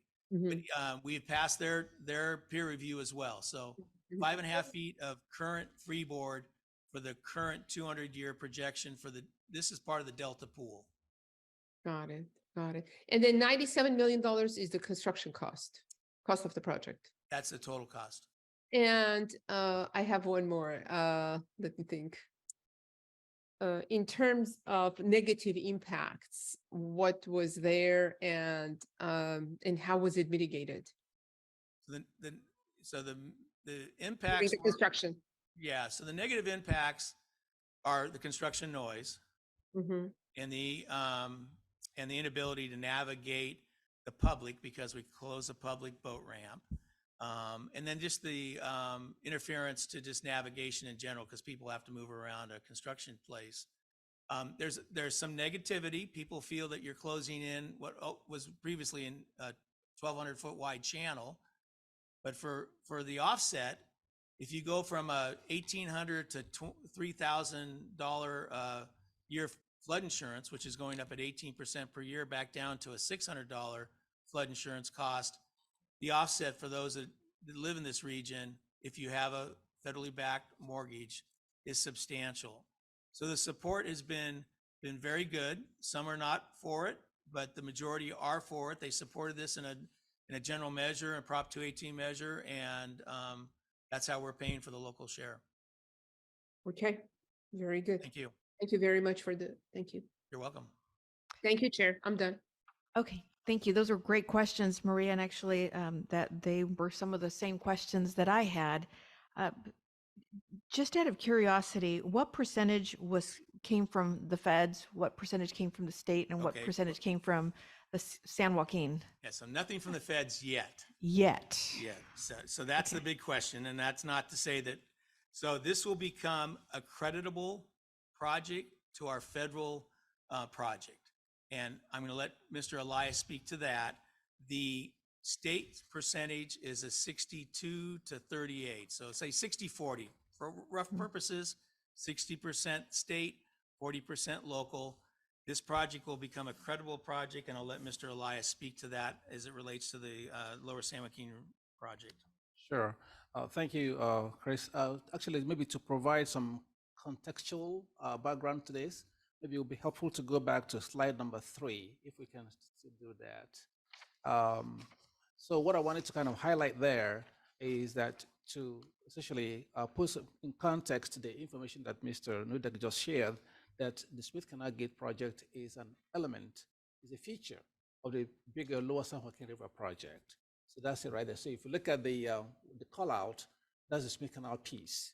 And then the colored area all the way from the blue then to the bottom, which is green, is the entire Lower San Joaquin River project. That whole project is estimated to cost about $1.4 billion total. Okay, of that piece, then the locals decided they can't wait for the pace at which the federal government proceeds in executing this project. So decided to take on this Smith Canal Gate project for kind of, if you quote unquote, lower hanging fruit. And then to begin the effort to protect those residents in that area. And that's the piece we're talking about today, which is about $97 million. So that $97 million then will go toward a local cost share. Now, let me explain what that means. For the entire project, the federal government has committed to paying 65% of that 1.4 billion. That's approximately $1 billion. Then of that, then the state then gets 25%, which is about 300 and something million. And then the rest is 10%, then gets paid by SJAFCA, which is essentially the residents in our community. And through the assessments that was passed in that area for Smith Canal, and then the greater part of Stockton Metro, which just passed last week. So now, what happens then is that the money we've already put in towards Smith Canal will go as a credit toward our 10% of that $140 million. See how the math works? Okay, so that what that does then is it allows the federal government now to come in and take the lead in doing the rest of the construction for the rest of the project. And in fact, there's a column there called TS30L, which is the area that's kind of yellow to the north of Smith Canal. That element will start construction next year, led by the U.S. Army Corps of Engineers. And the state has really been a great partner in this, in really working with us to kind of advance its own part of the cost share toward this project that would ultimately go toward the credit they will receive when the Army Corps then takes the lead to construct the rest of the projects. So I hope that kind of makes sense. Basically, the breakdown is 65, 25, 10. It makes a lot of sense. I know our executive officer had some questions. Sure, thank you. Yeah, and thanks both of you for being here. And you don't have to worry about boring us with construction pictures because we spend a lot of time on long-term planning and science. So it's a nice change of pace sometimes. And it's a pleasure to have you back after the 2019 hearings on this issue and to see the progress that's being made. So we do have a gentleman who occasionally attends our meetings and raises some public safety concerns about the interim construction period of this project. Can you speak to those? Well, we're certainly aware of the gentleman. He attends the SJAFCA meetings. He attends every public meeting in Stockton that relates to urban development in the reclamation districts. I can assure you that as the principal in charge of this construction project, that what I've said here today is 100% correct. He is not in favor of this project, and I think misleads folks as to hearsay. And we continually try and correct that. It's an engineering colleague of mine. He does work in the Delta, but yet he seems to pick out pieces that he picks up from rumors and then carries them to an extent that isn't correct. So part of what we were doing today was to try and allay the fears of anyone that this project is not on schedule. Mind you, it has gone longer. So when we say schedule, it was intended to be done last year, but we've had some setbacks with regards to our in-water work season. We were left without an extension last year for no scientific reason, which really hit us hard, and things of that nature. So I think it's, one can look at it, his comments as being non-productive. There is some. I certainly listened to every single one of them, but at the same time, it's my job to see this gets constructed in a workmanlike manner, on budget, as close to on schedule as we can. And we've been left with some big challenges, and there has been some cost overruns. That's why the project cost has gone up, but they are, I don't think anything that's unmanageable. You're not aware of current augmented flood risk during the construction of the project beyond what can be mitigated? Yeah, that's a tough question to answer. Currently, right now, we are not in a position where we could provide the flood protection this is intended to provide because we're not complete. I do serve as a district engineer for both reclamation districts. And when you have an encroached upon levee, the levee itself can be, it could perform, but you can't evaluate it and you can't get into it because you got structures all over it. They are not failing. They are not in a deformed condition, but from a logistical perspective, when you have to evaluate these, they were not evaluated in a manner that was consistent with what the federal government would provide the accreditation. So this was our option. This was a regional option that took into account some very challenging issues with flood control. It's not too often you run into a situation with a levee system that's completely built upon. So I believe we haven't enhanced nor detracted from a flood protection perspective. We're just trying to maintain and hopefully improve once this gate's completed. Thank you. I appreciate that. And then lastly, are you aware of other areas in the Delta where there are considerations or plans to build similar gates? Yes, it's funny you bring that up because he's all over that. That gentleman does not like gates for some reason. But though the Lower San Joaquin River project is contemplating a gate up on what's known as 14 Mile Slough, which is to the north of this region. And for similar reasons, that they're in an urban setting with homes up against the levee. And the manner with which it was being planned is not consistent with the local preferred alternative. And we've put forth what we call the local preferred alternative. This is where I'm working as an independent consultant for the local RDs and asking Mr. Elias to present back to the Corps a preferred alternative, which is what they've done. And we've moved the gate out of what they call an impactful area. It's currently in an area that there's a large marina that would be impacted by this gate, a very large marina, a lot of boat traffic. There's restaurants on the water and things like that. So it would be a real impactful element to that. So we've moved the gate back. We've put it in an area that makes sense and taken the improvements from one side of the river to the other side of the river, which makes more sense. And we're working through those. He's still negatively against the gate. I have to say that, this is our first gate in California, to be honest, for flood control, but I think we can handle gates. They've been using them all over the United States for the last 100 years. And mind you, they did have a problem in the hurricanes of Katrina and Rita because they weren't high enough or they weren't strong enough, but we've gotten beyond that now, so. Well, I appreciate the follow-up questions being asked, and yeah, this is what these meetings are about. It's to be able to, again, get the information directly from the source. So we appreciate that. Thank you for clearing up the mystery on these acronyms. When you're out about government for such a long time, and what do you call it? SAVJACA? SAVJAFCA. Thank you. SAVJAFCA. So, it's like SAFCA, it's a Sacramento area flood control agency. Then you got SAJAFCA, then you got SUBUFCA, then you got West SAFCA. We call them AFCAs.